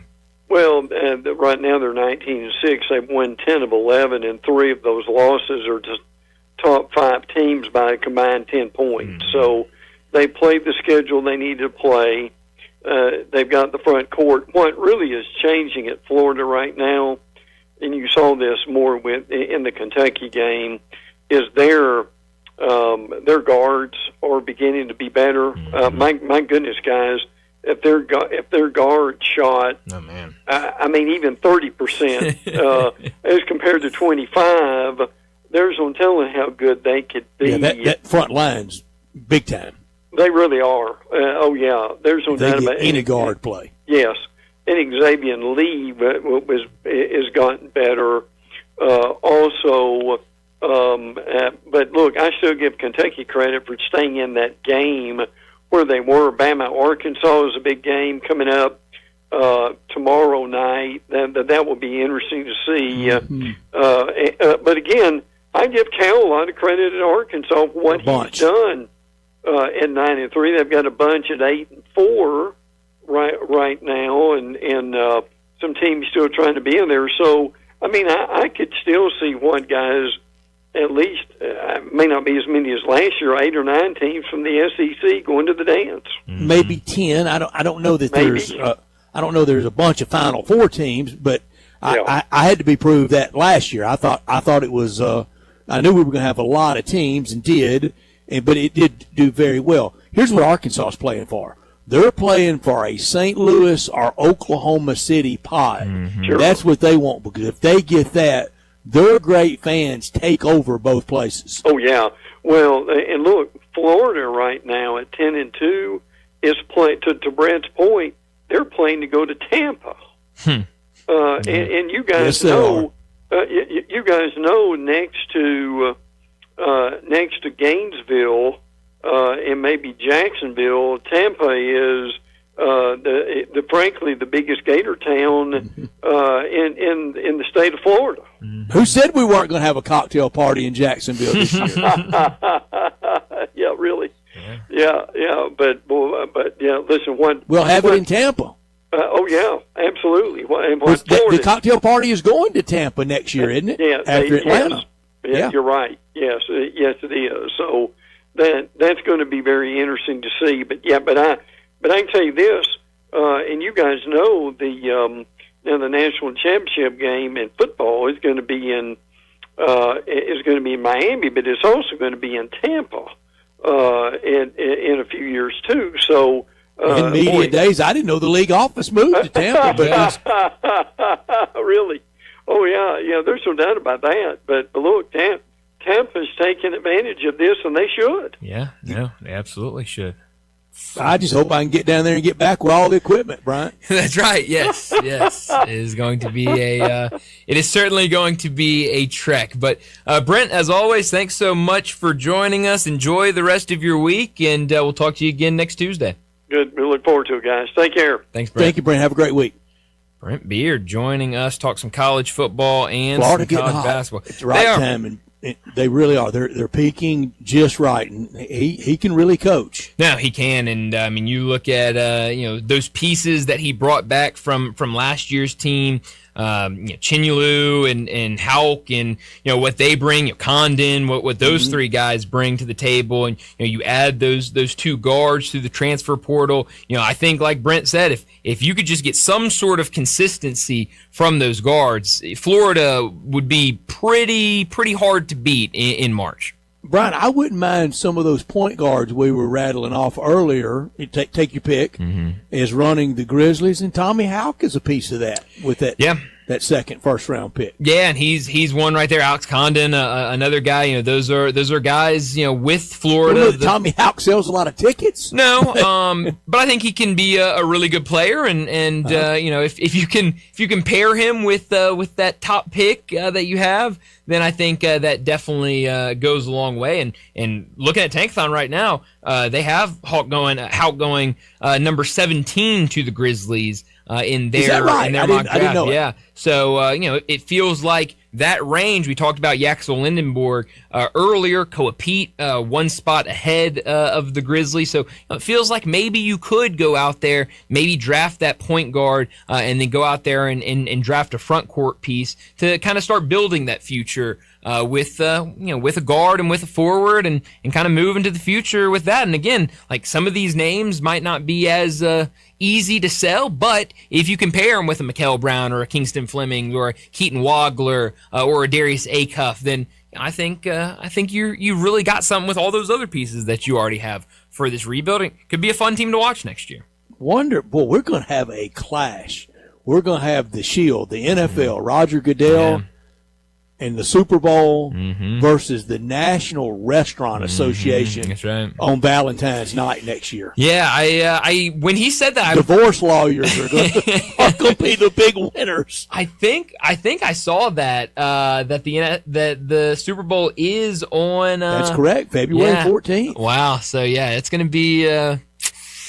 There's gonna be a lot of arguments about what's gonna be happening on Valentine's Day around the country, because Super Bowl and Valentine's Day, it really could. It really could. So hopefully, Hospitality Restaurant Association versus the Shield. That's right. Yeah. Hopefully, hopefully everyone finds middle ground and can figure it out. Hey, just not a lot of middle ground on Super Bowl Sunday though. There's not, but I think middle ground other ways. Hey, let's go to a Valentine's brunch or Saturday night, or I think there's a lot of different ways to make everybody involved happy. But it's not gonna be easy. I can definitely tell you that. But we need to get to another break, and when we return, a pretty good slate of games tonight inside the top 25 in college basketball. We'll go back, talk about those two games from last night as well, part of Big Monday. Talk about some of the matchups for tonight. We'll do that next on Sports Time. Join the voice of the Tigers, Dave Woloshin, for Wolo and Friends. Weekday mornings from 10 to 11 here on Sports 56 and 98.5 FM.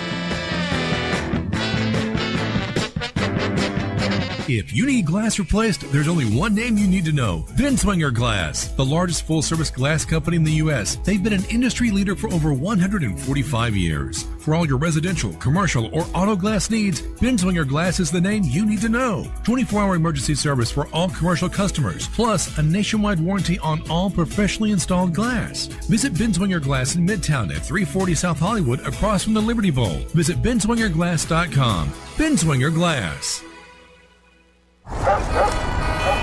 Do you hear that? Asthma triggers are everywhere, from dust mites, pet dander, and pollen, to smog and smoke. An asthma attack can strike anywhere, anytime. Be prepared with quick-acting Primatene Mist. Clinically proven to open airways quickly. It's the #1 FDA-approved asthma inhaler available over the counter. Primatene Mist. Breathe easy again.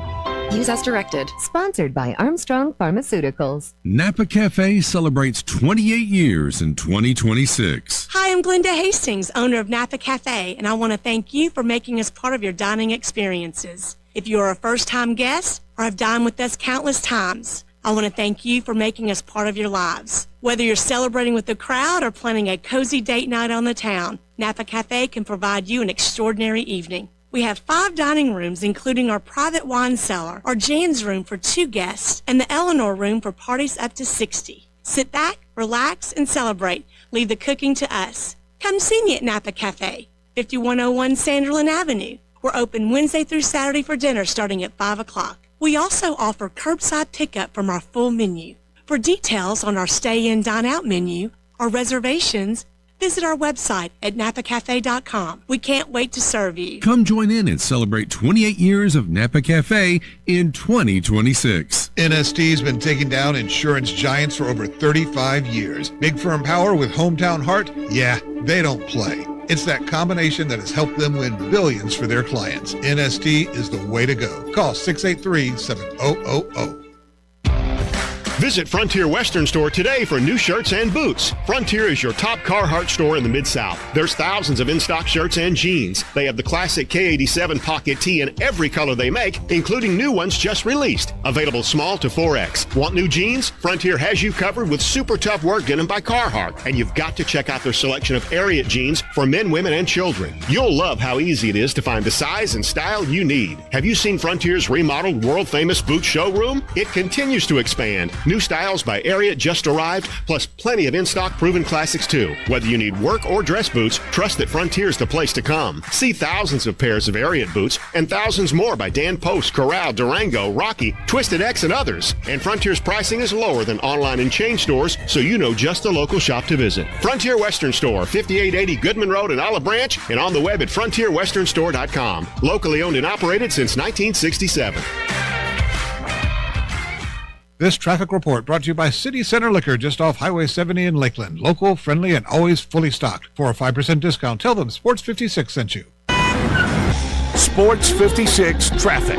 Good afternoon. Building pretty good now as we check it out live over here on 240 getting on there. Ramp to 385 Bill Morris Parkway going outbound, passing Hickory Hill, continuing out towards Collierville. It likes to get a little bit crowded over here this time of day at times on 240 in both directions, east and westbound, here up by Poplar. Bridal season just around the corner. Shop local this year. You'll save a ton of money. Always there at Weimer's Jewelry, 7525 Highway 64. I'm Commander Chuck with your on-time traffic.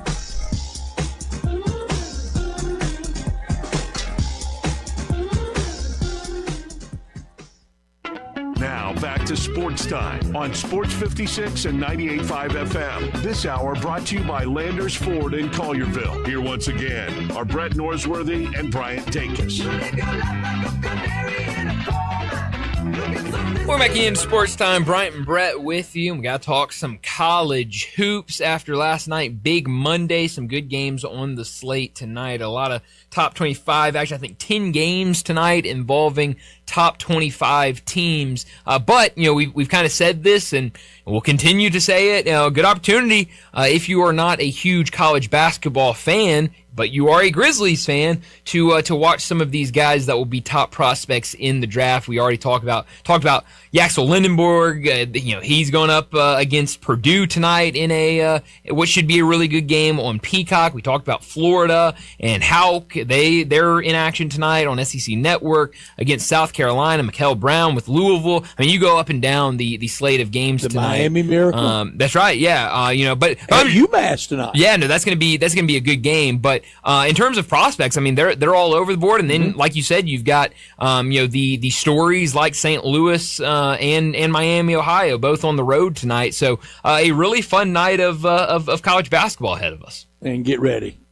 Starts at 7:30 Central, so that'll be 8:30 East Lansing time. At about 11:15 tonight, it could register on a lot of Richter scales when Mick Cronin blows. Yeah, no, I'm sure he's going to have a lot to say. It's going to be a tough game tonight for UCLA to win, and certainly a loss. You'll hear a lot. On the road since Thursday. Yeah, no, I think something like that, definitely, because they had that game, Saturday against Michigan. So you go Michigan State, back-to-back games on the road. I'm sure he's going to have a lot to say post-game, but, you know, that is Mick Cronin, and, you know, you get what you expect with him, and I expect a lot tonight. That should be a fun game. You know, maybe UCLA pulls some magic on the road. And then, you know, a sneaky, really, really good game tonight. Nebraska on the road against Iowa, 8 o'clock on Big Ten Network. You know, Iowa having a pretty good season, have kind of struggled in Big Ten play. Nebraska, you know, how long they went undefeated and now 3 losses in conference play. That'll be a really good game later tonight. So I'm excited about this slate of hoops tonight, especially with a lot of these top 25 teams. It was controversial, but it was a move they had to make. What SMU did to get in the ACC, and now tonight at Moody, hosting Louisville. That should be the Tigers hosting Louisville in a league game. Yeah, no, you're right. And you know what SMU did to get into the ACC, and really, you know, how they've taken advantage of it. Obviously, with football getting into the college football playoffs, and then with basketball, they've done a nice job over these last couple of years in the ACC. Have kind of struggled in ACC play, but they've been an exciting team to watch. They've pulled some upsets, you know, beaten North Carolina earlier this season. So they've really made the most of getting into the ACC and taking advantage of that opportunity. And it feels like, you know, these are things that, you know, even if you have you struggle in conference play right now, these are things to build off of, and, you know, down the road in a couple of years be extremely competitive in both football and basketball. So yeah, it's been a lot of fun to watch them. And tonight at home against Louisville, you know, I think they have a really good opportunity to win that one at home. And Moody was not a great place to play when Arkansas would play them in the Southwest Conference, and in all the conferences the Tigers were in with them. It wasn't, but now tonight in an ACC game hosting U of L. Now, am I right? I think I'm right. SMU, they don't have baseball. They don't have baseball. That's correct. Yeah. So the city's team is Dallas Baptist, DBU. That's right, yeah, and Dallas Baptist, they're a really solid program, but yeah, no baseball down at SMU, which is unfortunate. I'd love for SMU to have a baseball team, but no, I thought don't know that would affect them that much on budget, but what you would have to spend and probably lose, well, it can be spent on football and basketball. No, it definitely can, and I was arguing that when they tried to make the move to the ACC, the only requirement the ACC should have made is you field a baseball team, and then we will add them. But no, they've done that's a good argument. I mean, they should have made them. Man, I would have loved. That was more me, just personally speaking. I would have loved SMU to have a baseball team, but yeah, no baseball down there. But they've done a nice job in football and basketball in the ACC. But the big game tonight, Michigan on the road against Purdue. This Purdue team 21-4 on the season, 11-3 in Big Ten play. Some people talking a lot about some of these losses. They had the 3 straight losses against USC, UCLA, and then Illinois. But since then, 4 straight wins and going up against the top-ranked Michigan team tonight at home. That place is going to be rocking and will be a tough test for both of these teams. And a really good traditional ACC game tonight, North Carolina at NC State. Didn't we think Will Wade would be a little better than this? I think he's done a nice job. I think trying to get back into it and take over. I think has been okay. I think you're definitely right. You kind of expected with Will Wade that there would be more, but I think he's done a nice job. All things considered, and has a pretty good team. The results I don't think have been what they wanted, but I think a fine team and could pull an upset tonight with North Carolina missing their star player. That will be a fun game to watch. Shooting hand or opposite hand broken? I don't know. I haven't looked at it close enough. I meant to find that out all day and didn't. I'm sorry. 22.5 Florida favored at home tonight against South Carolina. Yeah. That's a lot. Yeah, and they should be. I mean, we went through those scores of kind of what they've been doing recently as they've kind of turned it on, and it is just been big win after big win after big win. That result last time they played South Carolina, that was kind of the first game of this roll after losing to Auburn, 95-48. They only allowed South Carolina to score 48 points, and I believe in that game it was like to get to 48, I think they scored some big time buckets down the stretch to even get that to 48. So yeah, I am not surprised about that. And that was at South Carolina. Now this is at Florida. So yeah, I think that one could get really, really ugly tonight for South Carolina. Brian, I say it in good times and in bad. I judge a conference bottom up rather than top down. You do that and you're at all fair this year in the SEC, it makes it look even worse. You got South Carolina and LSU is right now would be 15-16. Ole Miss, after going to the Sweet 16 last year, a pathetic 14th right now. Oklahoma not very good. State's not very good.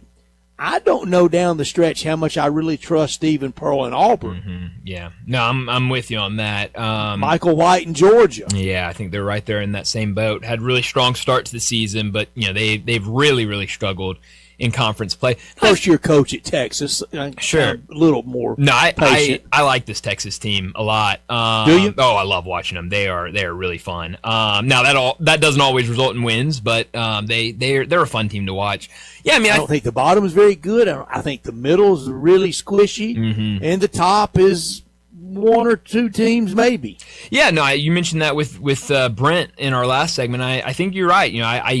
I think Florida is probably the only team looking at the SEC that could really win a national championship out of this conference. I think there are some teams in here depending on that draw could make relatively deep Sweet 16, Elite 8 runs. But this certainly isn't what we saw last year with all of those teams getting in and then a ton of teams making significant runs in the tournament. It's different, and I think that was to be expected after just how good it was last year.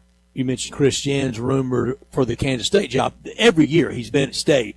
His name's been linked to a lot of other jobs, and he stayed, delivered, taking State to the tournament. His first 2 years, they're not going this year, and and now is this third or fourth year at State? This is his fourth season at State. And has he been to the tournament 2 times or 3 times? He has been to the tournament 3 times. The first time was a Dayton trip. Okay, he's done a really good job. I'm getting to my point. Chris Beard, third year, went to the Sweet 16 last year. Both places, a complete horrible bottoming out this year. Yeah, no, it is, and a lot of that has to do with the way that college athletics is right now, where sometimes in the portal it's just it's not going to work, and you're going to get a bad roster, and so I don't know if that's what it is at both of these places, but you look at those two coaches and they have just done a really, really nice job, and so how many years can a coach go to the AD? And the AD accepted. Sorry, just didn't work in the portal this year, Mr. AD. I think it depends on who the coach is. I don't think you can stack it up multiple years in a row. I think with both of these coaches, Chris Jans and Chris Beard, I think both could go to their AD in the off season and say, look, we've shown that we're very successful here. We did the wrong thing in the off season, brought in the wrong guys, and then go out and prove it. Have that leeway at Mizzou with Laird? Probably not. I don't think so. Porter Moser have it? Porter Moser's getting tricky just because last year I know it was a fine team, but this year it's a really bad team. So I think you're kind of losing that, but I mean, I think these two coaches in particular, Chris Jans and Chris Beard, they absolutely have it. If I'm that AD, as long as it is properly funded for the go and either retain or go and get players, I would be a little more patient. Now, if it's not properly funded, then we don't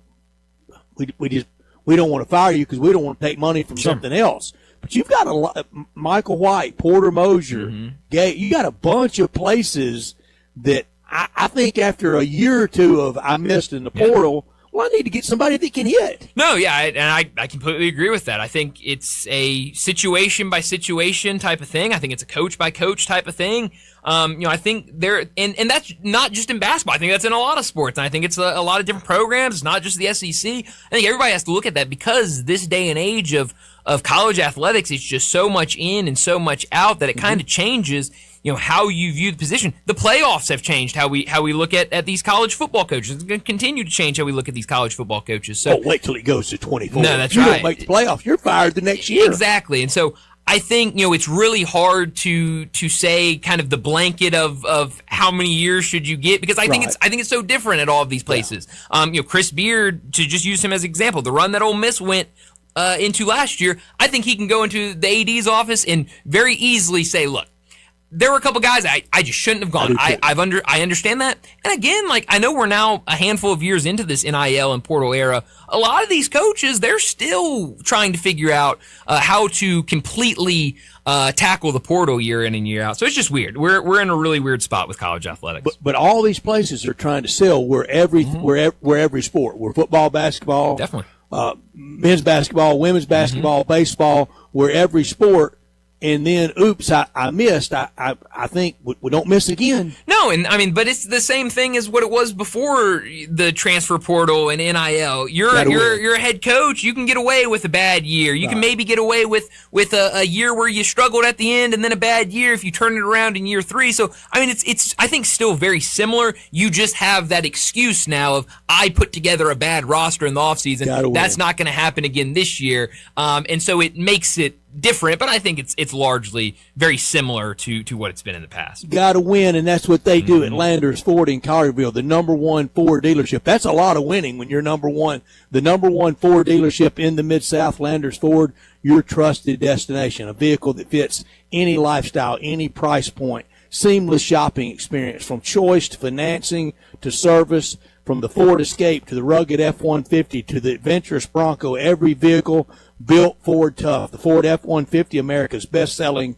truck SUVs like the Ford Bronco, the Ford Expedition, the Ford Escape, the Ford Explorer, all the EVs, all the hybrids. Professionalism, transparency, long-term support, long-term friendship at Landers Ford in Collierville. Anything you need, it'll be done quickly to meet your very busy schedule, like oil changes, get your tires rotated, Go online and schedule when it suits you the very best. Landers Ford, active in our community in Collierville at 2082 West Poplar, or online at landersfordmemphis.com. If it doesn't say Landers, you pay too much. Well, we need to get to another break. When we return, it'll be time for Big Number of the Day. You have opinions? I think it's over. Of course you do. I don't think it's that simple. Everyone does. I got all the answers. Hit us up on the Sissy's Log Cabin listener line at 360-8255. Hi, folks. Bill Russell at Russell Brothers Fine Jewelers. And a couple of weeks ago, a gentleman came in and bought his wife a beautiful diamond bracelet for Valentine's Day. As I wrapped it up, he asked me, Bill, how long have we been doing this? Well, he and I both thought backward to when he bought his engagement ring for me in 1971, and we did the math. And the answer to the question was 55 years ago. Then we talked about some 24 years later when his son got married, and Russell Brothers Jewelers had just the right ring for his bride. Then, this past Christmas, I had the pleasure of meeting his grandson, and we found the perfect gift for his girlfriend. At Russell Brothers, we take great pride in the multi-generational families that we serve, and we are humbled by their loyalty. So how do we do it? Easy answer, folks, and one I'm proud of. Beauty, quality, value, and service. And we would love the opportunity to share them with you at Russell Brothers Fine Jewelers. Come see us at 4646 Poplar at Perkins. Ken Garland, you are in your 72nd year of business. Your son William is now joining you. What do you think is the key to your longevity in the building business? My dad started the business in 1965, and I think being on the job sites daily and being accessible to homeowners has been a key to our success. You guys have a work ethic, as you like to say. You're not hiring people to be on the site. You guys are there every day. We interact with the subcontractors multiple times a day on each job site. I think that has been a key, as well as using the same subcontractors 20 plus years in most cases. When you talk about materials, what is the first thing you're thinking about when somebody comes to you to build a home? We're just trying to meet the expectations of the client and the homeowner and the architect and give them what their dream is. When you get a Ken Garland home, what do you guarantee? We'll be there after the job is finished. We're still accessible to all our clients. Now I need to know, how do I get a hold of Ken Garland? You can reach us at kengarland.com. Do you hear that? Asthma triggers are everywhere, from dust mites, pet dander, and pollen, to smog and smoke. An asthma attack can strike anywhere, anytime. Be prepared with quick-acting Primatene Mist. Clinically proven to open airways quickly. It's the #1 FDA-approved asthma inhaler available over the counter. Primatene Mist. Breathe easy again. Use as directed. Sponsored by Armstrong Pharmaceuticals. Uncorn flavor, Corky's barbecue. We're cooking it up, down home way. Hickory smoke flavor like the good old days. Hey y'all, Jimmy Stovall here with Corky's Barbecue. Catering is our specialty. Memphians have trusted Corky's to cater their events for 40 years because we make it easy for you and delicious for your guests. Whether it's 50 people or a crowd of thousands, our experienced team comes to your location, sets up, serves, and ensures everyone enjoys a Corky's all-you-can-eat barbecue buffet starting at only $7.99 per person. You can't beat it. With 40 years of experience, it's easy to see why customers choose Corky's time and time again for all of their catering needs. Visit Corky'sBBQ.com to book us for your next party. Uncorn flavor, Corky's barbecue. Now back to Sports Time on Sports 56 and 98.5 FM. This hour brought to you by Landers Ford in Collierville. Here once again are Brett Norsworthy and Brian Dacus. And she says,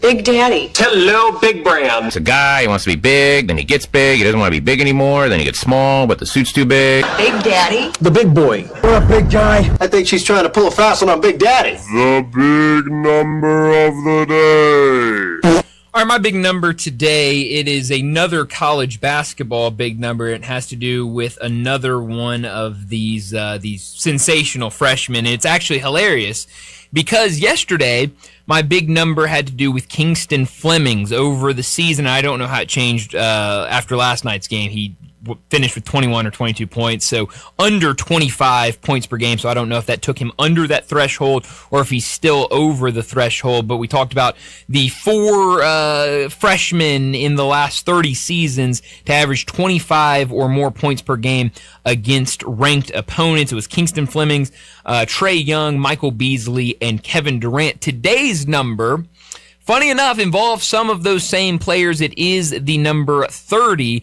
Last night was the 11th time this season that Cameron Boozer led both teams in points and total rebounds outright in a game. The only Division I true freshman in the last 30 years to do so, in more games are Michael Beasley, who did it 18 times in the 2007-2008 season, and Kevin Durant, who did it 12 times in the 2006-07 season. So good company to be in, and crazy that we've had I've had 2 big numbers the last 2 days involving these great freshmen, and both Michael Beasley and Kevin Durant in both of them. What Rick Barnes win? 1 NCAA tournament game that year for Durant? I would have to go back and look. I don't remember. And I've got a college basketball big number again today, just like you did, Bryant. I think yours was better. Remember when Johnny would grade us? Yeah, it better big. It was number. something. it really was an experience. It was. It definitely was. But I think Johnny would grade you the winner both days in a row. But I'm gonna give it a try. My big number is 13. A baker's dozen. Michigan basketball number 1 in the Associated Press for the first time in 13 years, back to 2013. Prior to that, the last time they were number 1 prior to 2013, 1992 with the Fab Five. Wow. Who still hadn't beat Duke. And I know it burns Jalen Rose to this day. Yeah, no, you're definitely right about that. That's crazy. And Michigan back up to number 1 in they haven't the won it all since '89. Yeah, that's the only time they've ever won it. Yeah, well, I mean, this is a really good Michigan team, and I know they've got a big one tonight against Purdue. But even before Arizona lost those games, when Arizona was completely undefeated, a lot of these analytic sites still had Michigan as the number 1 How'd team they lose in the to country. Wisconsin? It's a great question. And how's Wisconsin scoring 90 points a game again? Yeah, no, Wisconsin is they've turned things around, and the old Wisconsin slow pokey style's way over, isn't it? No, it definitely is, and they've put together some really nice wins this season. You talk about the win over Michigan on the road, and then what they've done over this last week with wins at Illinois and home against Michigan State. Wisconsin putting together a really nice resume. Now they have some, maybe questionable losses, but nothing too terrible on this resume for Wisconsin. So they're a nice team. They've put together a nice season. They are. I watched a lot of their game on Saturday. This could be the year. The Big Ten hadn't won it all since 2000, since Matt Ishbia, since he won it with Michigan State as the star player. He was MOP, wasn't he? No, it feels like it. The way Matt Ishbia or Mateen Cleaves, who was it? It feels like the way it's talked about now, and the way certainly he talks about it. I think I don't know. It's certainly hard to figure out. And there was a time. Now look, the power has swung to the Big Ten in college football. That's indisputable. I think. For right now, for the last 3 years, they are the power. There was a time Jimmy Delaney, their commissioner, was saying, well, we're really a basketball league. Yeah, no, and they could, obviously they're dominating football right now, but they've got a good chance of maybe pulling it off again in basketball. Sure do. I mean, you look at some of these Couple teams. Different ones. Yeah, I mean, you look at the teams that could go on real runs in the NCAA tournament. Obviously, Michigan and Michigan State, both those teams, Purdue, Illinois. They have a really nice group there at the top that I think could go very deep in the NCAA tournament. You'll win the world geography class with the Illinois roster. I can't get enough of this Illinois team. They are so much fun to watch, and I love the European flair on their team. It's a reason I watch a lot of UT Martin. They've got a ton of international European guys. I can't get enough of these European guys coming over and playing college basketball. They are all just so talented and so much fun to watch. But Illinois certainly has it on their roster, and I know they're dealing with a couple of injuries right now. They've kind of dealt with a lot of injuries this season, but they are a ton of fun. I believe they go tomorrow night in a pretty big game late tomorrow night. But before we wrap up this hour, let me remind you it's perfect time to head down to Olive Branch. Check out Frontier Western Store. Family owned and operated since 1967, Frontier Western is your one-stop shop for all the biggest brands in Western wear. They're the one-stop shop for Carhartt in the Mid-South, but they've also got you covered with plenty of other brands when it comes to shirts, shorts, jeans, outerwear, whatever you're looking for, they've got it in stock. But if you need a new pair of jeans, well, Frontier is the place you need to get to. They've got all the brands from Ariat all the way down to Wrangler, and you'll love how easy it is to find the perfect size and style for you. While you're down there, check out Frontier's world-famous boot showroom. Whether it's work boots or dress boots, Frontier has you covered for the entire family with plenty of in-stock proven classics like Ariat, Dan Post, and Durango, and that's just to name a few. Frontier's pricing is lower than online and chain stores, so you know you'll be getting the best deals. Head down to 5880 Goodman Road on Olive Branch. Check out the entire selection. Open Monday through Saturday, 9 a.m. to 7 p.m. and Sundays, 1 p.m. to 6 p.m. for Frontier Western Store. Well, let's wrap up this second hour. When we return, we're talking the NFL. Bo Marchant, he joins us next.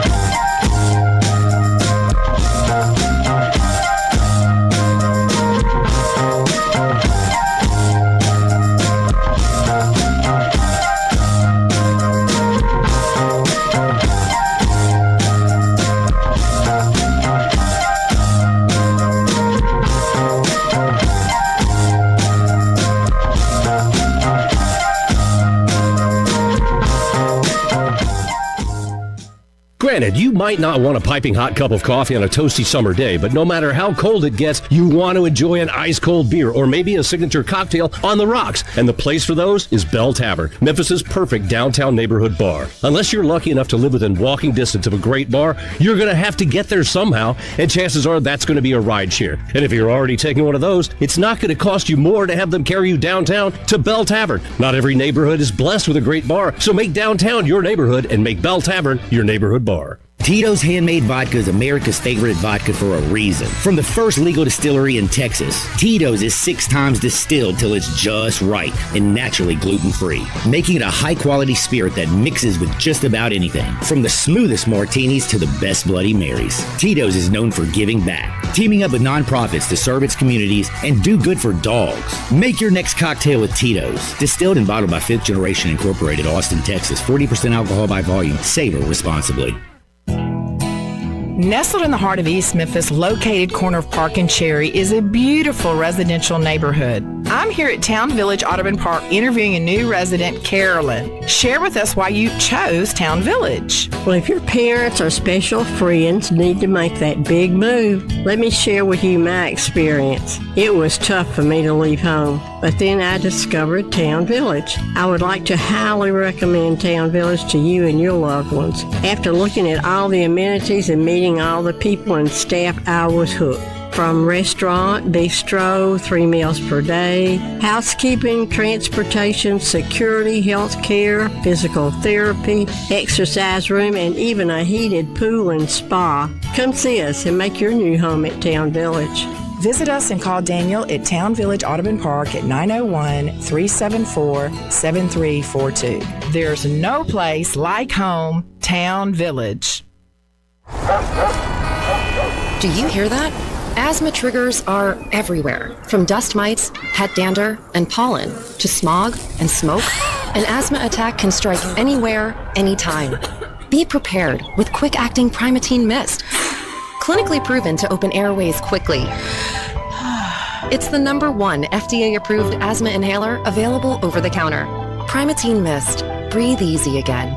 Use as directed. Sponsored by Armstrong Pharmaceuticals. I'm Gary York. I'm the service director at Lexus in Memphis. Our service department wants to be more than just a place where you get your oil changed. We do glass repair, windshield replacement, recalibration of your camera and sonar systems, even wheel repair, tire replacement, all the things you would expect from a luxury automotive dealer. Please check out our website. You can schedule your appointment, check out our specials, hours of operation, or if you'd like to do it in person, please reach out to one of our associates at 901-271-5199. This traffic report is brought to you by Millington Weight Loss. For more information, call 901-436-0272.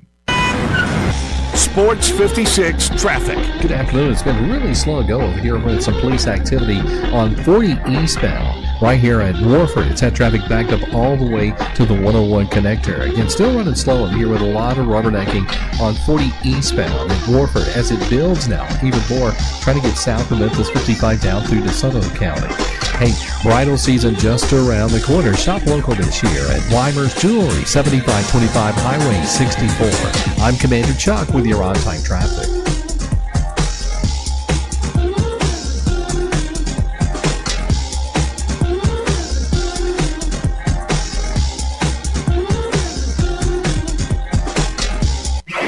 We are Sports 56, WHBQ Memphis, and W253DF Memphis with John Harden, weekdays from 11 to 1.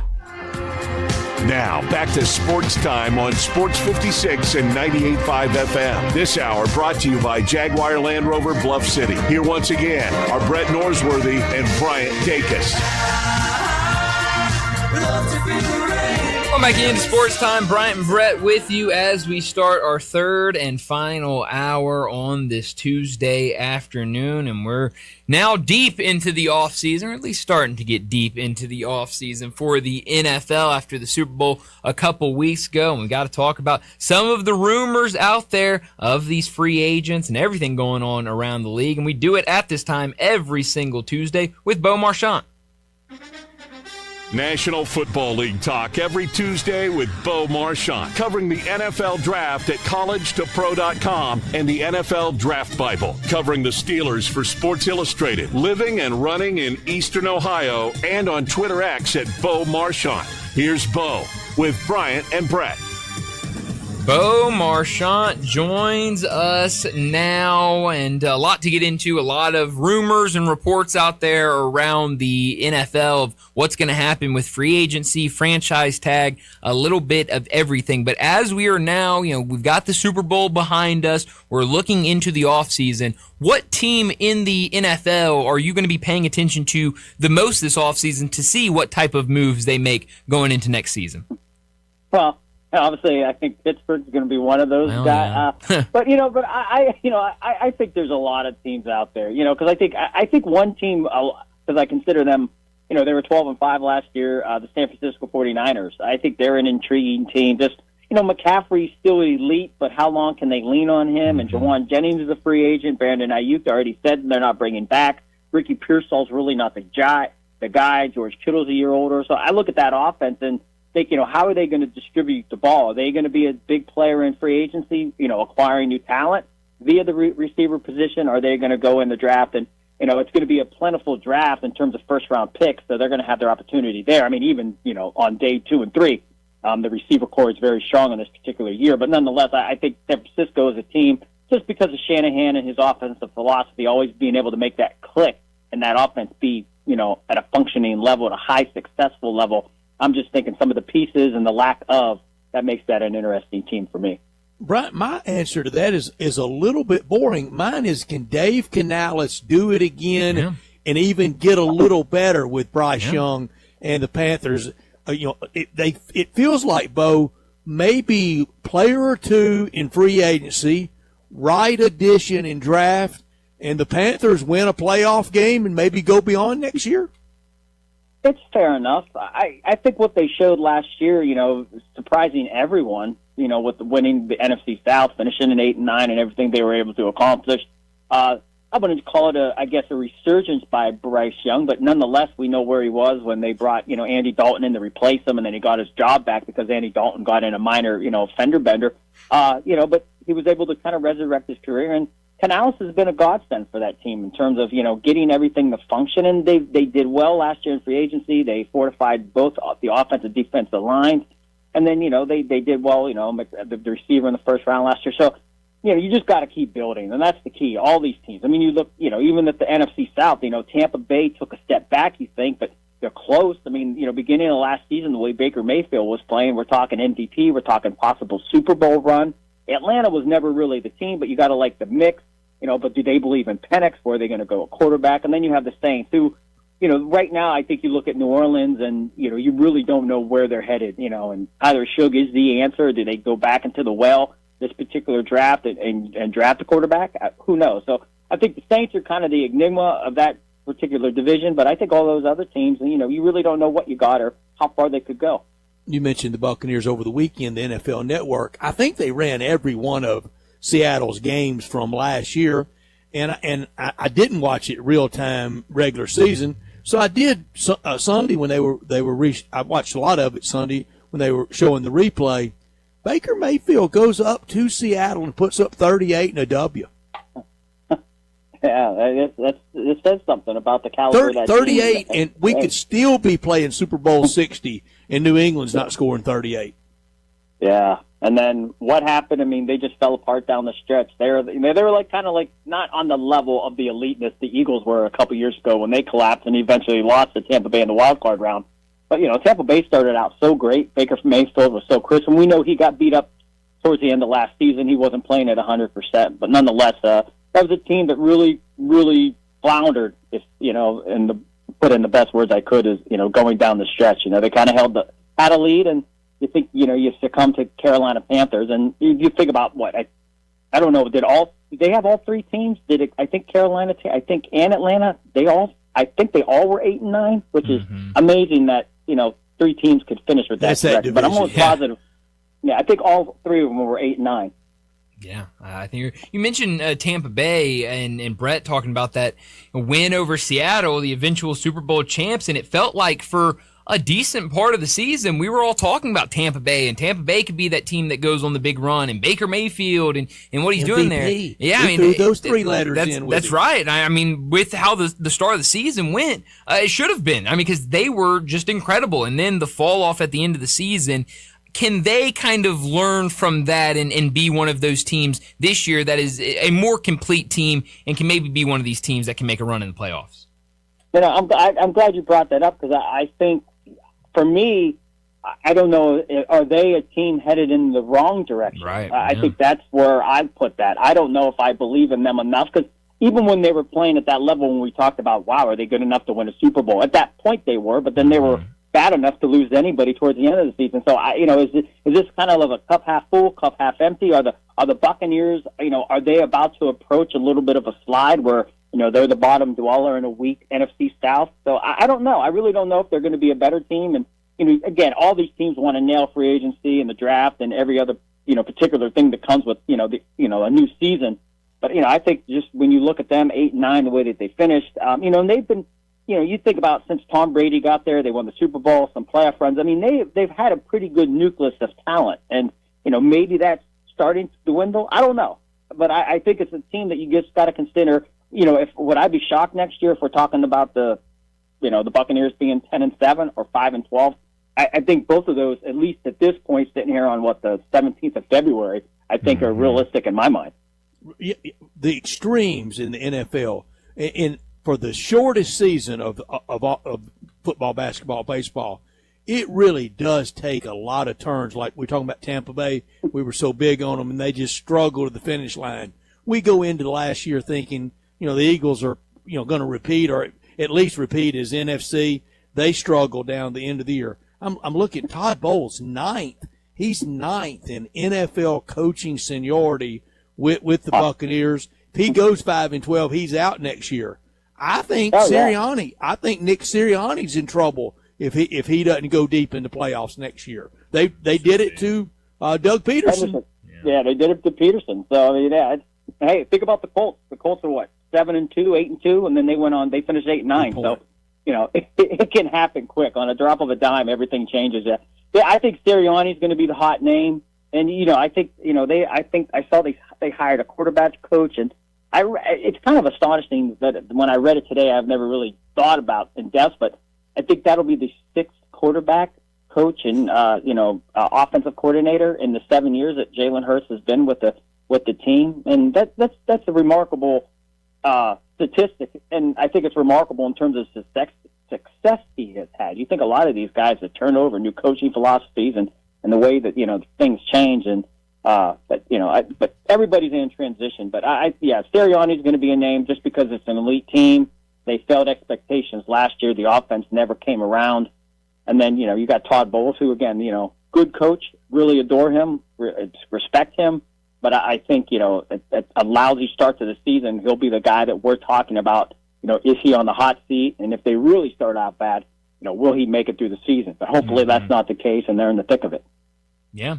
The news that came out yesterday, Tyreek Hill released from the Dolphins. Obviously, we know that injury he suffered during the season. What do you see for him going into next year? I know some people wanting a return to Kansas City, a reunion with that team. Obviously, coach, quarterback still there. What did you make of this move, and what do you see with Tyreek Hill?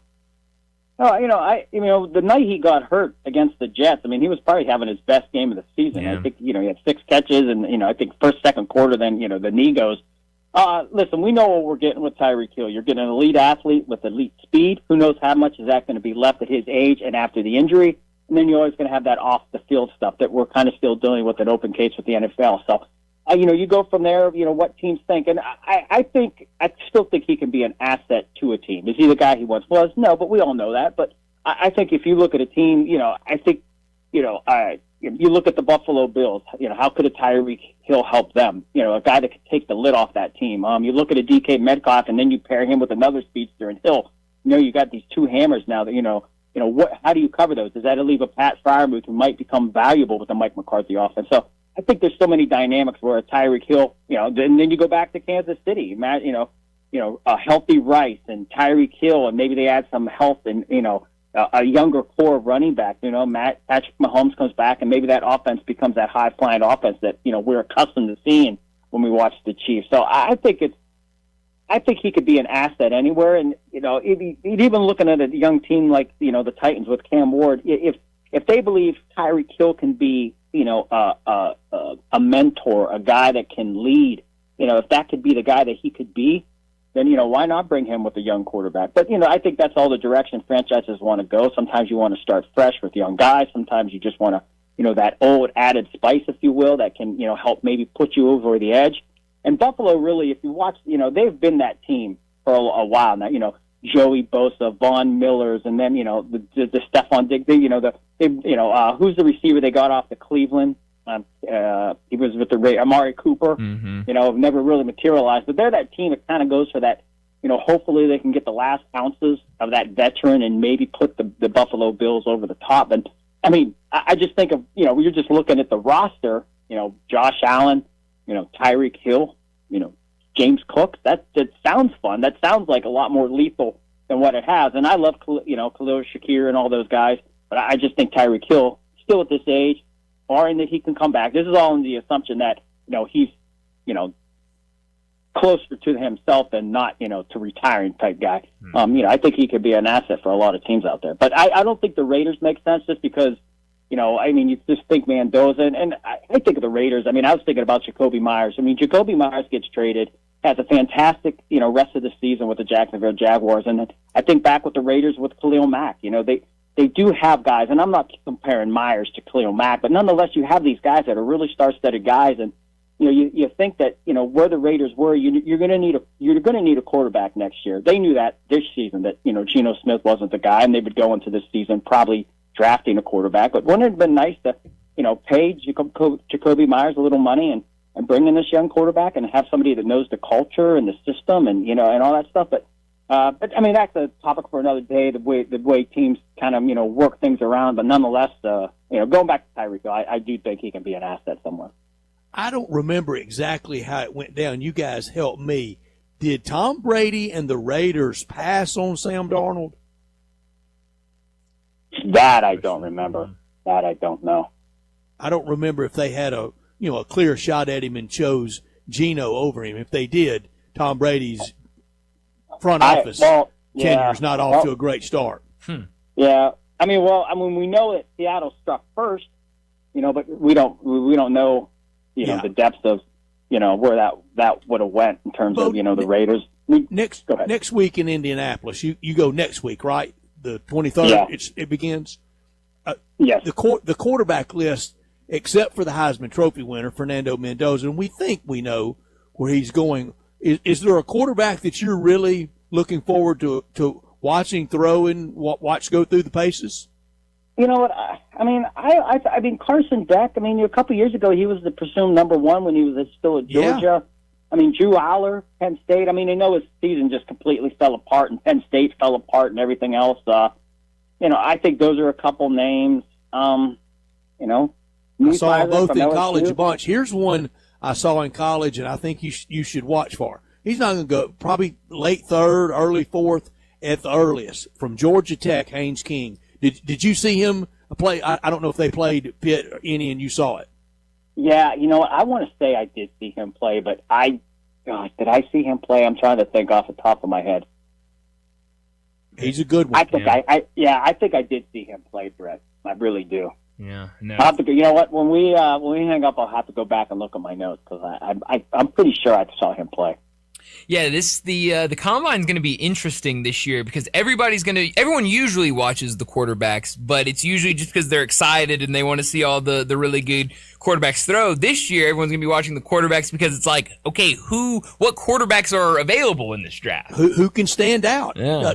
Taylor Green from Arkansas is worth watching, I think. Yeah. Yeah. Oh, Brett, I was actually taking notes on him because he's 6'6", 229. I literally had Every his bit name of written it. down. Yeah. And has a great ability. People can have the angle, and Haynes King has this as well. You can have the angle on him. You think you're running them, both of them down, and they keep pulling away from you with those strides. Yeah, Taylor Green, and you know what it is? I mean, he's going to probably be a day 3 guy, I assume. But nonetheless, he has, in his size, we're talking Taylor Green here. When you're 6'6", 230, teams are going to just, there is a little bit of that, prettiest girl in school thing. I mean, they're, like, wow, this is, 6'6", 220, and, you got, okay, this is what we want right here. Now can we mold it into something better than that? Because, I've got the list of quarterbacks in front of me, and I think I need an NFL Scout daily fee, or at least a food voucher. I saw Aller in college. I saw a bunch of Luke Altmaier when he was at Ole Miss. I saw Carson Beck at both places, Georgia and Miami. Taylor Green, Haynes King, Garrett Nussmeier. I need a daily fee. Who are you most impressed? I mean, on that game day. What was that one guy that you walked away going, wow, that kid, you're not saying this guy was the next, John Elway, but the guy that, the game Taylor Green had last year against Ole Miss, and if it wasn't for a late kind of hold the guy up and somebody come in and strip him, Arkansas wins that game against Ole Miss last year. Yeah. And how about your guy? I mean, how about Chambliss going back for another season for Ole Miss? Good decision, I think, both financially and for next year. And next year, a year from now, you're going to Indianapolis to see those quarterbacks, Brian. Mm-hmm. It's going to be star-studded. And if Arch rolls in and has the accomplishments I think he's going to have next year with a great Texas team, that's going to block out the sun. That's a great way to put it. It will block out the sun. And I don't know that his uncles accompany him to Indianapolis, but one of them is very popular in Indianapolis. That's right. Yeah. Very popular. And the other one won a Super Bowl in Indianapolis. Wow.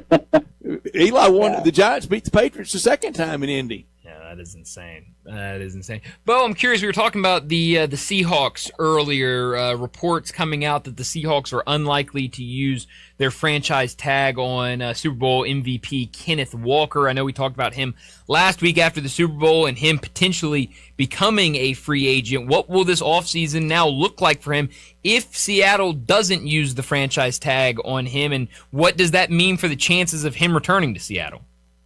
Well, I think it's slim to none. If they, I think the cap though. I think the hit would be $14 million. I think that's a little more than a team wants to go. And Zach Charbonneau, the other running back who got hurt, was we're not. I mean, Kenneth Walker had just a dream playoff. He did. Season. I mean, the kind way of a Timmy Smith day. Right. Oh my. Yeah, I can't believe we're bringing up a Timmy Smith. Yeah, the only time I think he had more yards in that Super Bowl than in the rest of his career. But yeah, the way Walker played, we talked about this a week or two ago, or after the Super Bowl. It's hard to imagine him not being reunited with that team. It kind of takes a little bit of the thunder out of what kind of got them there. At least that playoff stretch, the big plays he made. So, I think it's a business decision, and I think. Do they probably want him back? I assume they would want him back, under the right circumstances, the right price. And I'm sure, his people are going to want to test the market. And, there's one thing about no player really ever wants that tag, because it kind of, it pigeons you hold to that one season. You can make good money, but, who knows what happens after that, So, every guy wants to make it to that, that lucrative second contract where, you get that guarantee, that big bulk of guaranteed cash. So, I think Seattle, I think they did that to kind of give the fan base, hey, this could be a direction we're going, so don't be shocked if, we don't sign him or he doesn't sign here, but I think internally, why wouldn't you want him back?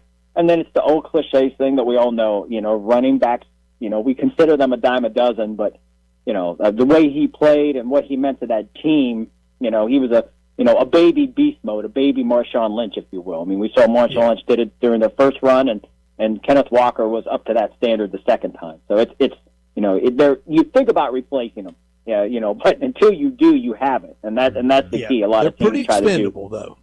We can kind of use them up and toss them aside, often unfairly, but they get so expensive for your cap hit. We're talking NFL with Bo Marchand. He's on our Sissy's Log Cabin guest line about 2 hours ago, Bo. We start at 3 Central, and Bright and I every day do a top and not top story of the day, and mine was it's franchise tag season. You can tag them, but you can't make them play hard after they get tagged.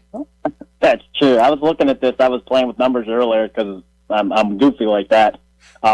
Since 2020, there's been 5.5 tag guys per year. The highest was 2020 with 12.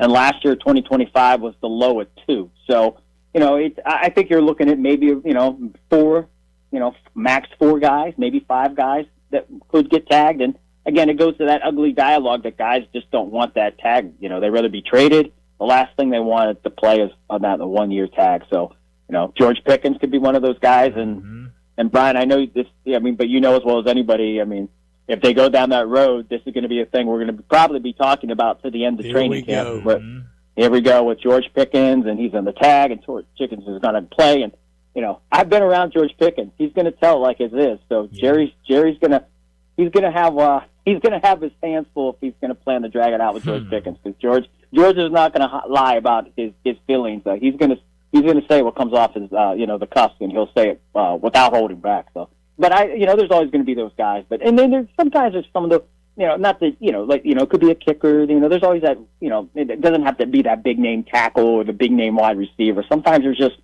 significant others on the team that aren't necessarily household names, but in terms of the franchise organization, they're an important piece that they want to, keep around for another year and maybe then eventually work out a long term in between, or then when this time rolls around, try to tag them again or eventually get that long here then, or you just get rid of them, go to the draft, or find somebody new. Yeah.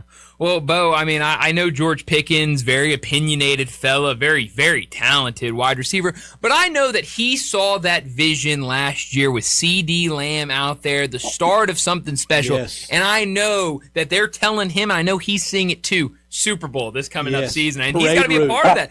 Without him, it falls apart. So he's got to be bought in for that Super Bowl run next year. If Jerry Jones was listening, he might hire you to become the front man to bring in free agents. That was a brilliant sell. George Pickens, how can you not stay here? Right. Look at this offense. It was brilliant work there, my friend. Brilliant. Thank you. Well, if somebody's always open between those two. That's true. They really were all year. Now, sometimes CeeDee Lamb didn't always catch the passes when he was open, but they were open. So maybe you work on that. I love the game that CeeDee Lamb. They show him the defense on the field. he's raising you know what on the sideline for catches. He goes out the next series and drops 2 right in his hands.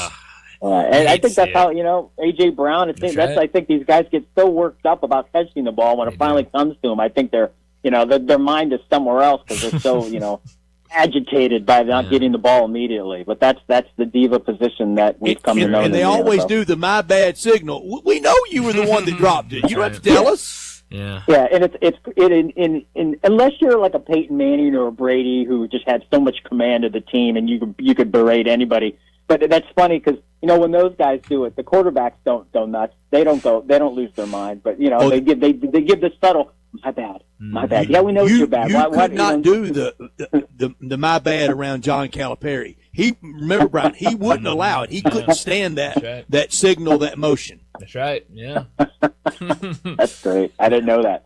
Yeah, you could not get away with that. But Bo, as always, thanks so much for joining us. Enjoy the rest of your week, and we'll talk to you again next Tuesday.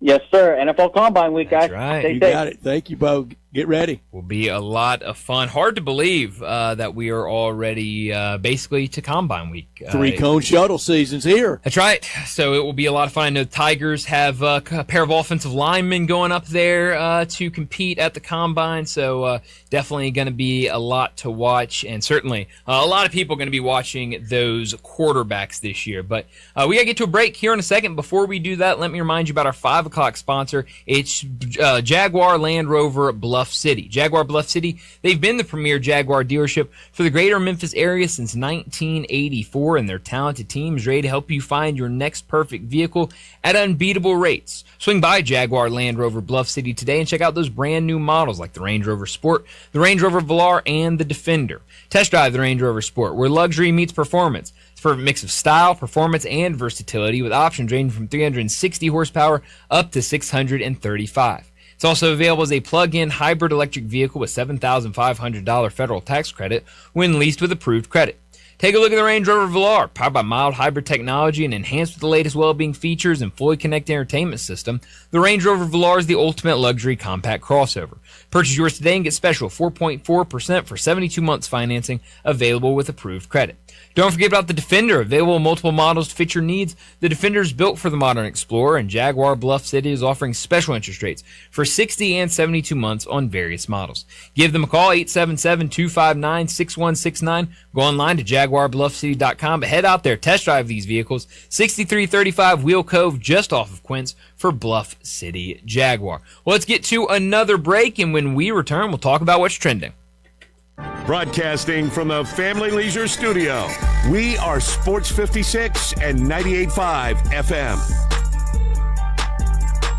Unlock your new go-to spot, Codes Dispensary in Steele, Missouri, just over an hour from Memphis. When you're ready for a legal, reliable option, they're right up the road. Explore the full menu of top-shelf products in-store and online. Short on time? Order ahead and cruise through the drive-thru for a quick pickup. Stack rewards while you stock up with Club Codes. Earn points for every dollar spent. Codes Dispensary, now open in Steele, Missouri. Supreme cannabis that's worth the drive. Learn more at CodesDispensary.com. That's CodesDispensary.com. Since 1948, in the alley, the Rendezvous. I'm with John Burgos. John, what's going on in the Rendezvous? Brett, after 76 years, we've decided to expand our product line. Anyone who's tasted our ribs is familiar with our vinegar base. It's now available in a 32-ounce jar. It's so good to base or marinate all meats. I even put a little bit on turnip greens. Something we've been using at the restaurant or at our house has been the Greek seasoning. My father was a cook, but my mother was a chef, and she was the one that put Greek seasoning on everything from a Mediterranean diet or a steak. My mom used it on soup, salad, veggies, fish, any meats. It's a great seasoning and a flavor enhancer. My brother Nick figured out salt and pepper was more than just McCormick's and Morton's. He's come up with a perfect blend we use to coat our shoulders and our brisket, and he used to make it for his friends as Christmas gifts, and they loved it. All these products are available at the Rendezvous or online for shipping as gifts and in many grocery stores. And if they're not in your favorite grocery store, ask your grocer to stock it. A beloved family affair and still going strong since 1948, the Rendezvous.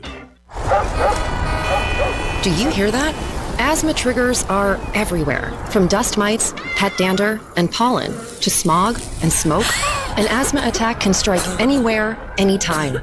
Be prepared with quick-acting Primatene Mist. Clinically proven to open airways quickly It's the #1 FDA-approved asthma inhaler available over the counter. Primatene Mist. Breathe easy again. Use as directed. Sponsored by Armstrong Pharmaceuticals. Guns, guns, and more guns. Over 700 firearms in stock. Home defense guns, old guns, new guns, used guns, big guns, little guns. Every gun you can think of, Classic Arms has them. All brands like Glock, Sig, Colt, Ruger, Smith & Wesson, Browning, Beretta, Benelli, Remington, Winchester, and more. Guaranteed lowest prices in town. Only gun importer in the Mid-South. Free gun inspections and appraisals and free bore sighting for the upcoming deer season. Shop online at ClassicArmsOfMemphis.com or visit Classic Arms at 1740 Germantown Parkway behind Corky's Barbecue in Cordova. This traffic report brought to you by City Center Liquor just off Highway 70 in Lakeland. Local, friendly, and always fully stocked. For a 5% discount, tell them Sports 56 sent you. Sports 56 traffic.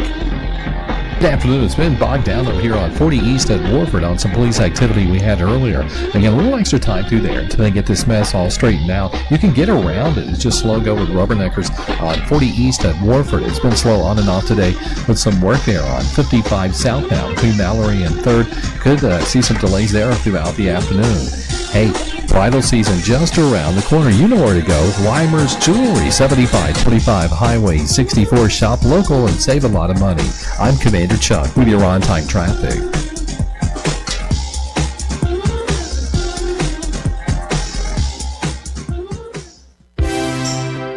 Now, back to Sports Time on Sports 56 and 98.5 FM. This hour brought to you by Jaguar Land Rover Bluff City. Here once again are Brett Norsworthy and Bryant Dacus.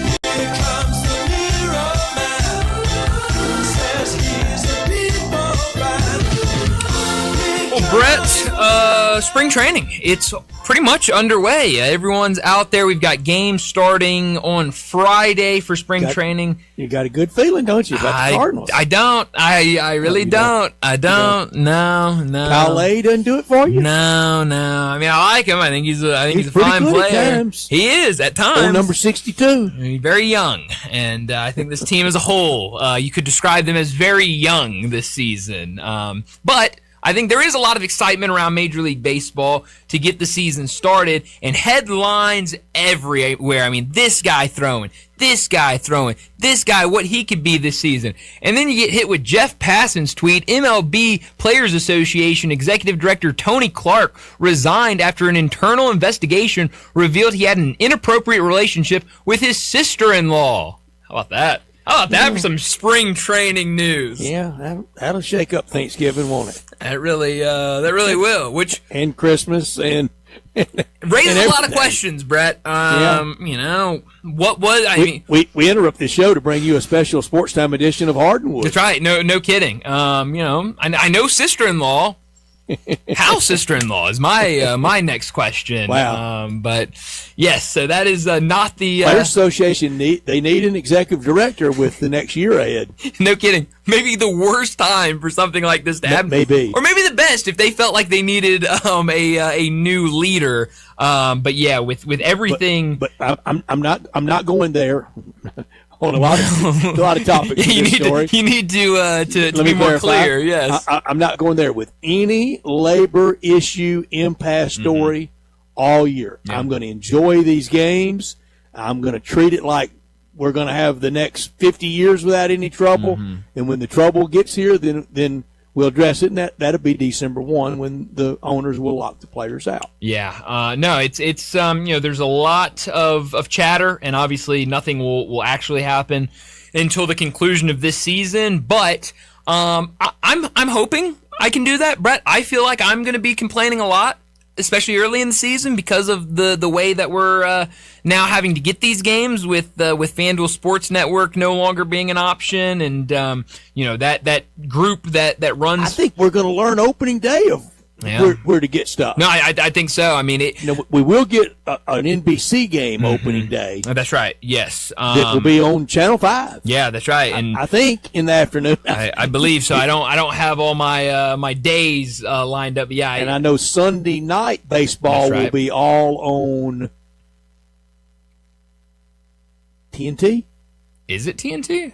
Is it? I thought NBC had Sunday night. Or is that baseball. NBC as well? I think they have Sunday night baseball. I could be wrong about that, but I thought it was NBC. But I mean, like, I think I don't know if we've talked about it on air, but like, because of the way that we are now going to be able to get these games, I don't believe that I'll be able to watch a single pitch of Braves or Reds baseball this season, just because of blackouts and different things like that. Because of how it's all set up for me, at least, I'm going to have, because I always get the package with all the games, out of market, and then on top of that, I'm going to have to get a Cardinals plan to watch the Cardinals, and they have a bundle you can get that is like $200. Sounds like a lot of passwords too. It's I think all in all, when you subscribe to it, it's all under one roof, so it should be that much. Yes. Here's your password. Rob Manfred stinks. Yeah, no kidding. It might I bet honestly it's taken. It probably is, but I think so. For $200, I'll be able to watch everything and the Cardinals. But then if I wanted, because in Memphis, the Braves and the Reds are blacked out, if I want to watch those, I would have to get an additional subscription for like $50. And I'm not paying an extra $50 to just watch the Braves and the Reds. I mean, I'd love to, but I'm not going to do that. You know, we kind of cracked on it a little bit earlier about Mark Cuban talking about tankings, that we should embrace it. Yeah. It's really a good thing. The rest of his comments, that was a little wacky, but Mark Cuban has made a lot of money and a really big successful name with some crazy ideas that ended up working really well. Yeah. Broadcast.com being one of those, and that's how he really hit the big lick. But he was talking about, if the NBA really wants to address something, we got to address the affordability for people to go to games and then get there and enjoy the games. And then when you get to the building, concession prices and things in the building, that really badly. And I hope he does it, and I hope he wrests control from the Adelson family of the Mavericks, that he then implements it and kind of goes Arthur Blank style on the concessions. Yeah, I mean, that would be great. I know, I didn't mean for a curse word to be that Arthur Blank is his name. Yeah, no. Some may think I meant, Arthur, what blank. No, I didn't. Yeah. Or Arthur, what concessions. That's right. And so I know a lot of people have talked today. I know our friend Michael Cole had a story about it up at the Commercial Appeal earlier this morning, but the Grizzlies sent out a letter to season ticket holders either yesterday or today, an email out saying that they weren't going to raise ticket prices, and that's great. Really acknowledging, acknowledging like, hey, this is a rebuild. We're not doing anything to raise prices because we know what next year is going to look like. So you definitely got to give the Grizzlies credit for that. Thank you for bringing it up, Brian. I swear I had it in the notes, hadn't got to it. To Grizzlies to be applauded for that. And as I said earlier on this, still, that entertainment, when you go in that building, they throw everything in there like we're going to be the one seed in the West. Yeah. You can't tell anything in that building any different. They do their customer right. No, it's always blast, and obviously you've been there for wins, been there for losses, been there for some blowouts. And that goes with it, doesn't it? Yeah, and Cuban said that, and that was some of his premise, is that for most people, you don't win all the time, and only one team can win it all and get a ring. Yeah, I think that was pretty much a quote. Yeah. Now, I'm being told by our friend Chuck Galena, once again, you get all MLB and everything free on the Superbox. Yeah. Superbox, something you can buy, I think, to get a lot of things. I got to look into it. I haven't looked into it enough. I still don't know anything about the Superbox. Well, it's you got to do your research on it, Brett. Well, you got to. Cuts me out right it might, there. it might work for you. I don't know. It might not work for you. I don't know. We got to find the most. I'm paying plenty to DirecTV. That's true. Is that not Superbox enough? Well, that's a great question. We've got to figure out if we do need to make something happen for you. As seamless as possible for everything to get hooked up and pulled up and everything like that. You're not going to like this, Brett. And I mean, it might not bother you as much. So you've got March 25th where it's opening day, just one game. And then you've got Thursday opening day where pretty much every team has opening day. That opening day where really everybody's going, you have two games on NBC. You've got a 12:15 game between the Pirates and Mets on NBC, and then you've got a 7:30 game on NBC between the Diamondbacks and the Dodgers. When we say NBC, that means Channel 5 for us, right? That means Channel 5. That is correct. Okay. So both those will be on NBC. But if you want to watch the first game of the season in Major League Baseball, Netflix is where you'll be finding that on Wednesday, March 25th. The Yankees and the Giants. Get them the next day. Yeah, no, you will. Yankees and Giants in the opener. That. Yeah, old Vitello getting his career as the Giants skipper started against the big bad Yankees. So we'll see how against the guy with middle name Bleeping. Well, that's right. Yes, could be an interesting season in Boston for the it Yankees. is. That's yes, to some it is his middle name. Now, we're certain those are going to be on Channel 5, right? Like the local affiliate can't pass. No, those are like they're kind of doing on the second Tuesday night NBA game. Some. Yeah. Well, and I think that was in the I think everyone does that. I think that's in the contract. Never been more complicated TV. No, it is. It is definitely different, and streaming has certainly changed everything. We didn't know how good we had it with 3, 5, 10, and 13. Yeah. I'll let you. I'll let you hold it. That's one where last week you accused me of running away from whatever we were talking about with Kevin Sweeney. Oh, Cronin to LSU. Yeah. This one is I am running away from that one. You're formally distancing yourself from it. No, I'm getting as far away as I can from that because I think. I mean, for me at least, I kind of like all the options. And like a lot of people my age, we were the original remote control. That's right. Yeah. You set up by the TV and Dad said 3, 5, you click the back button. to 3. Yeah. No, times certainly have changed, and now, I mean, the remotes they don't look anything like they looked just a couple years ago. The best deal on that new Chevy Silverado you want is right there in Olive Branch at All-Star Chevrolet. You will love financing as low as 1.9. Go big with the Silverado HD 2500 and get 3.9 and no payments for 90 days. Same with the new 26 Equinox 3.9, no payment for 90 days. Your good credit deserves it, and you get it at All-Star. Military and first responders, you always get that extra $500 bonus. If you want certified, barely driven Chevys, All-Star is the place to be. Come check out the huge, and I'm talking gigantic selection of certified Chevys and the hottest pre-owns you can find anywhere in the same place in our area. Tahoes, Suburbans, Traverse with third row seat, and yes, Silverados. If you got any vehicle you want to sell, bring it to All-Star in Olive Branch and get the most money back for it, whether you bought it there or not. Together, let's drive down Highway 78 to All-Star in Olive Branch, where all the Chevys are, where all the deals are. For more information, you can always go to allstarautogroup.com. Well, we need to get to our final break of the day, and when we return, we'll wrap up today's show with Moe's and Humdinger's Crunch Time. Add a little fun to your lunch break. Join Johnny Radio for Sports 56 Happy Hour from 11 to 1 every weekday on Sports 56 and 98.5 FM. Tito's Handmade Vodka is America's favorite vodka for a reason. From the first legal distillery in Texas, Tito's is 6 times distilled till it's just right and naturally gluten-free, making it a high-quality spirit that mixes with just about anything. From the smoothest martinis to the best Bloody Marys, Tito's is known for giving back, teaming up with nonprofits to serve its communities and do good for dogs. Make your next cocktail with Tito's. Distilled and bottled by 5th Generation Incorporated, Austin, Texas. 40% alcohol by volume. Savor responsibly.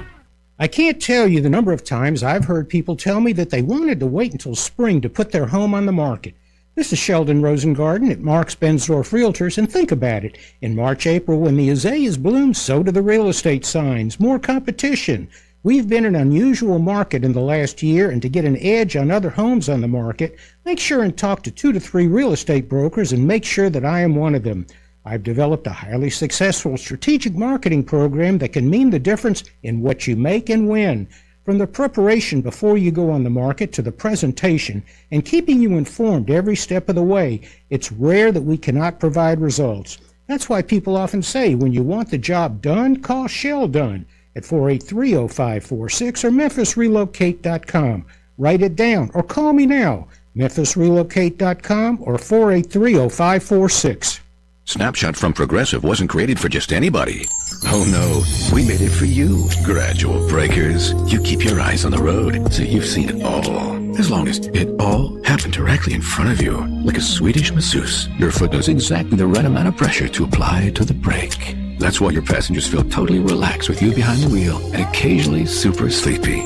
With Snapshot, safe drivers like you get personalized rates based on your driving habits. Sign up today at Progressive.com. Progressive Casualty Insurance Company and Affiliates. Snapshot not available in California or from all agents. Hi, this is Greg Ganston from Sports 56 here with Corey B. Trotz and Parker Trotz from NST Law. Okay, Parker, tell us, why did you even want to become a personal injury lawyer? We all know somebody that's been injured in an accident. They may be off work without transportation, not to mention just having to heal from all of their injuries. And so being a personal injury attorney really gives me a unique opportunity to help people and do for them what they wouldn't be able to do on their own and help get them through a really difficult process while making them feel at ease. Now, Corey, we know that NST Law has been around forever in the Memphis community. Tell us about some of the causes that really matter the most to your firm. We have served food at the Ronald McDonald House, cleaned up parks in Memphis, delivered food to people who are food insecure. We've also donated to a lot of legal organizations that provide legal services to indigent clients. Our attorneys and staff want to continue to give back to this wonderful city that's helped us out so much. Thank you so much, Parker. Thank you, Corey. Remember, NST is always the way to go. If you're ever injured, go to nstlaw.com. Since 1948, in the alley, the Rendezvous. I'm with John Burgos. John, what's going on in the Rendezvous? Brett, there's some things about the Rendezvous I want to talk about. For example, we make it really easy to park. We have valet parking right at Monroe Street in our alley. We also want to make it easy for people to get to-go orders. You can now park in our alley right at our front door and put your flashers on. People also forget that we take reservations for 6 or more. And we have a wonderful party room upstairs that can accommodate people for rehearsal dinners, birthday parties, reunions, graduations. Our rooms seat between 25 and 275 people. And everything at the Rendezvous can be packed to go. Brett, we also do catering. See our menu online, and we can even deliver for groups of 15 or more. So if you have any questions, always feel free to call us at the Rendezvous because we answer our phone ourselves. You'll never hear, please listen carefully for our menu has changed. Press 1 for reservations, press 2 for hours, press 3 for catering, or if you know your party's 9-digit extension number and the first 3 letters of their mother's maiden name, dial it now. Come see us at the Rendezvous. Since 1948, the Rendezvous. With Progressive's Name Your Price tool, you get coverage options based on how much you want to pay for car insurance. And then you decide how to spend the rest of your money because you're in charge. And right now, you're going to pay for groceries. But you decide what groceries. Just keep in mind you're running out of dishwashing soap. But you decide if you're going to buy that soap. Just those dishes won't clean themselves, will they?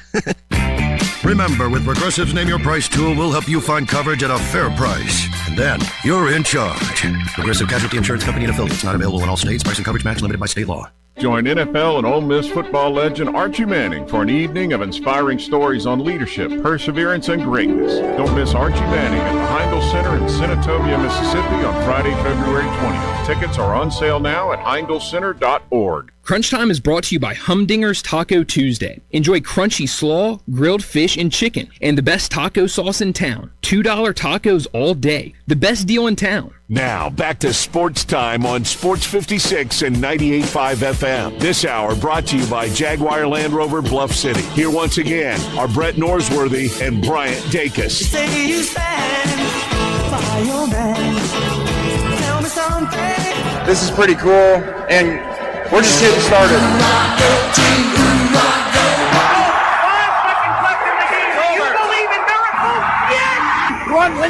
Spanning the globe. Go crazy, folks! Go crazy! This game has always been called the world's greatest cocktail party. Do you know what is going to happen here tonight? This is for all the biggest Crunch Time. You are looking live. In your life have you seen anything like that? Crunch Time between the hedges. The ball game is over, and Memphis has its first win in 16 tries. Its first win ever against its fierce in-state rival Tennessee. Goodbye!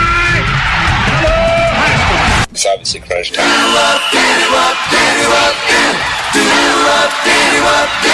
Hammer, nail, coffin, this baby is over. Crunch Time is brought to you on Tuesdays by Humdinger's Corporate Catering. Enjoy tacos made with crunchy slaw, grilled fish and chicken, and the best taco sauce in town. Find out more. Give Jenny Nash a call at 901-606-3172. Well, Brett, what I learned today, there's a story up at CBS Sports today. It might not have been posted today, but I saw it today, where they ranked all of the front offices in the NBA after the trade deadline. This is something that I didn't know. I guess they do fairly often. Said the last ranking was in July, but they have the Grizzlies ranked at number 11. So nearly in the top 10. They were actually in the top 10 in the July ranking, but dropping one spot. A lot of the explanation talking about the drafting and the trades with Desmond Bane and what they got in return. If you want to know about kind of who is in their neighborhood in terms of the rankings, you have 9 Philadelphia, 10 Minnesota, Memphis number 11, Charlotte number 12, and Atlanta number 13. So at least according to this list on CBS Sports, the Grizzlies front office in a good spot, but moving backwards, and a lot of it hinges now going into the future about this draft capital that they have and what they can do in the draft.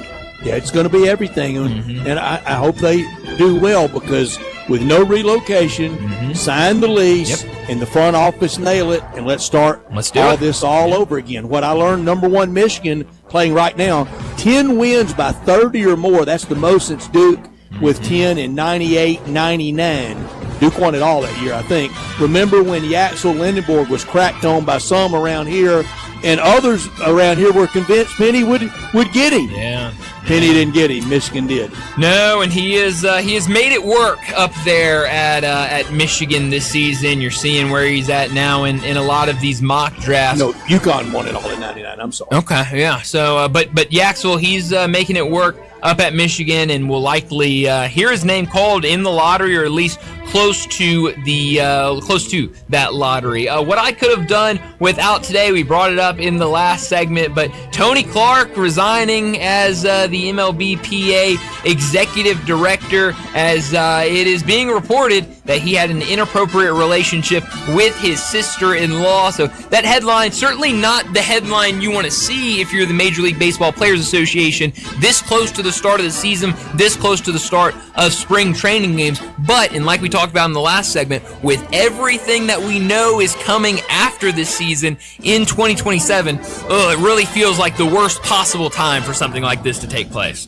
I could have done without Tiger. He spoke today at his tournament at Riviera, and he talked about not ruling out playing at Augusta National. Tiger, you don't have to do it. No. You don't have anything left to prove. You've been great. And he even said, his badly battered body, take care of yourself. Don't have any chance of anything else going wrong. You don't need any more surgeries, and there's still going to be plenty of surgeries ahead for him. Oh yeah, no, I did not see. You owe us nothing, Tiger. You were great. Yeah, I didn't get to see all the quotes. I did see the headlines though of him saying that. And, I mean, just 50-year-old Tiger. Yeah, I mean, it's hard to watch the end of Tiger and the end of his career. But everybody knows that it is past, and you don't have to go out there. He absolutely was. He absolutely was, and so I just hate to see it end, but it feels like it is time. Where are you beaming tonight? Moody Coliseum. Remember that dump from the Southwest Conference to CUSA to the American? Now it's in the ACC and playing host to Louisville. It's hard to believe how all these places have passed the Tigers. Yeah, and they've got a really fun game tonight, and another really big opportunity to get a big-time win at home. But beam me to a game that's already started. I've been keeping an eye on it. Michigan, a 10-point lead right now on the road at Purdue. We'll see if this holds. If it does, a massive win for Michigan. But if Purdue can turn it around, get a win, that will be a much-needed win, with some critics starting to come out about this Purdue team. You said it earlier, 10 AP top 25 teams in action tonight. Texas Tech at Arizona State, tip at 10 o'clock on ESPN2. It's a late one. You got us covered on that one? Yeah, no, I'll have you covered on that one. It's going to be a lot of action tonight. A handful of games already getting started, so it will be fun to watch all the college basketball action tonight. You've got Olympic coverage continuing to go on in Italy, so it should be Georgia and Rupp tonight in SEC. No, it's a fun night around college basketball. With no NBA, it's going to be a lot of college basketball viewing. But that's all the time we have. Enjoy the rest of your night, and we'll talk to you again tomorrow afternoon.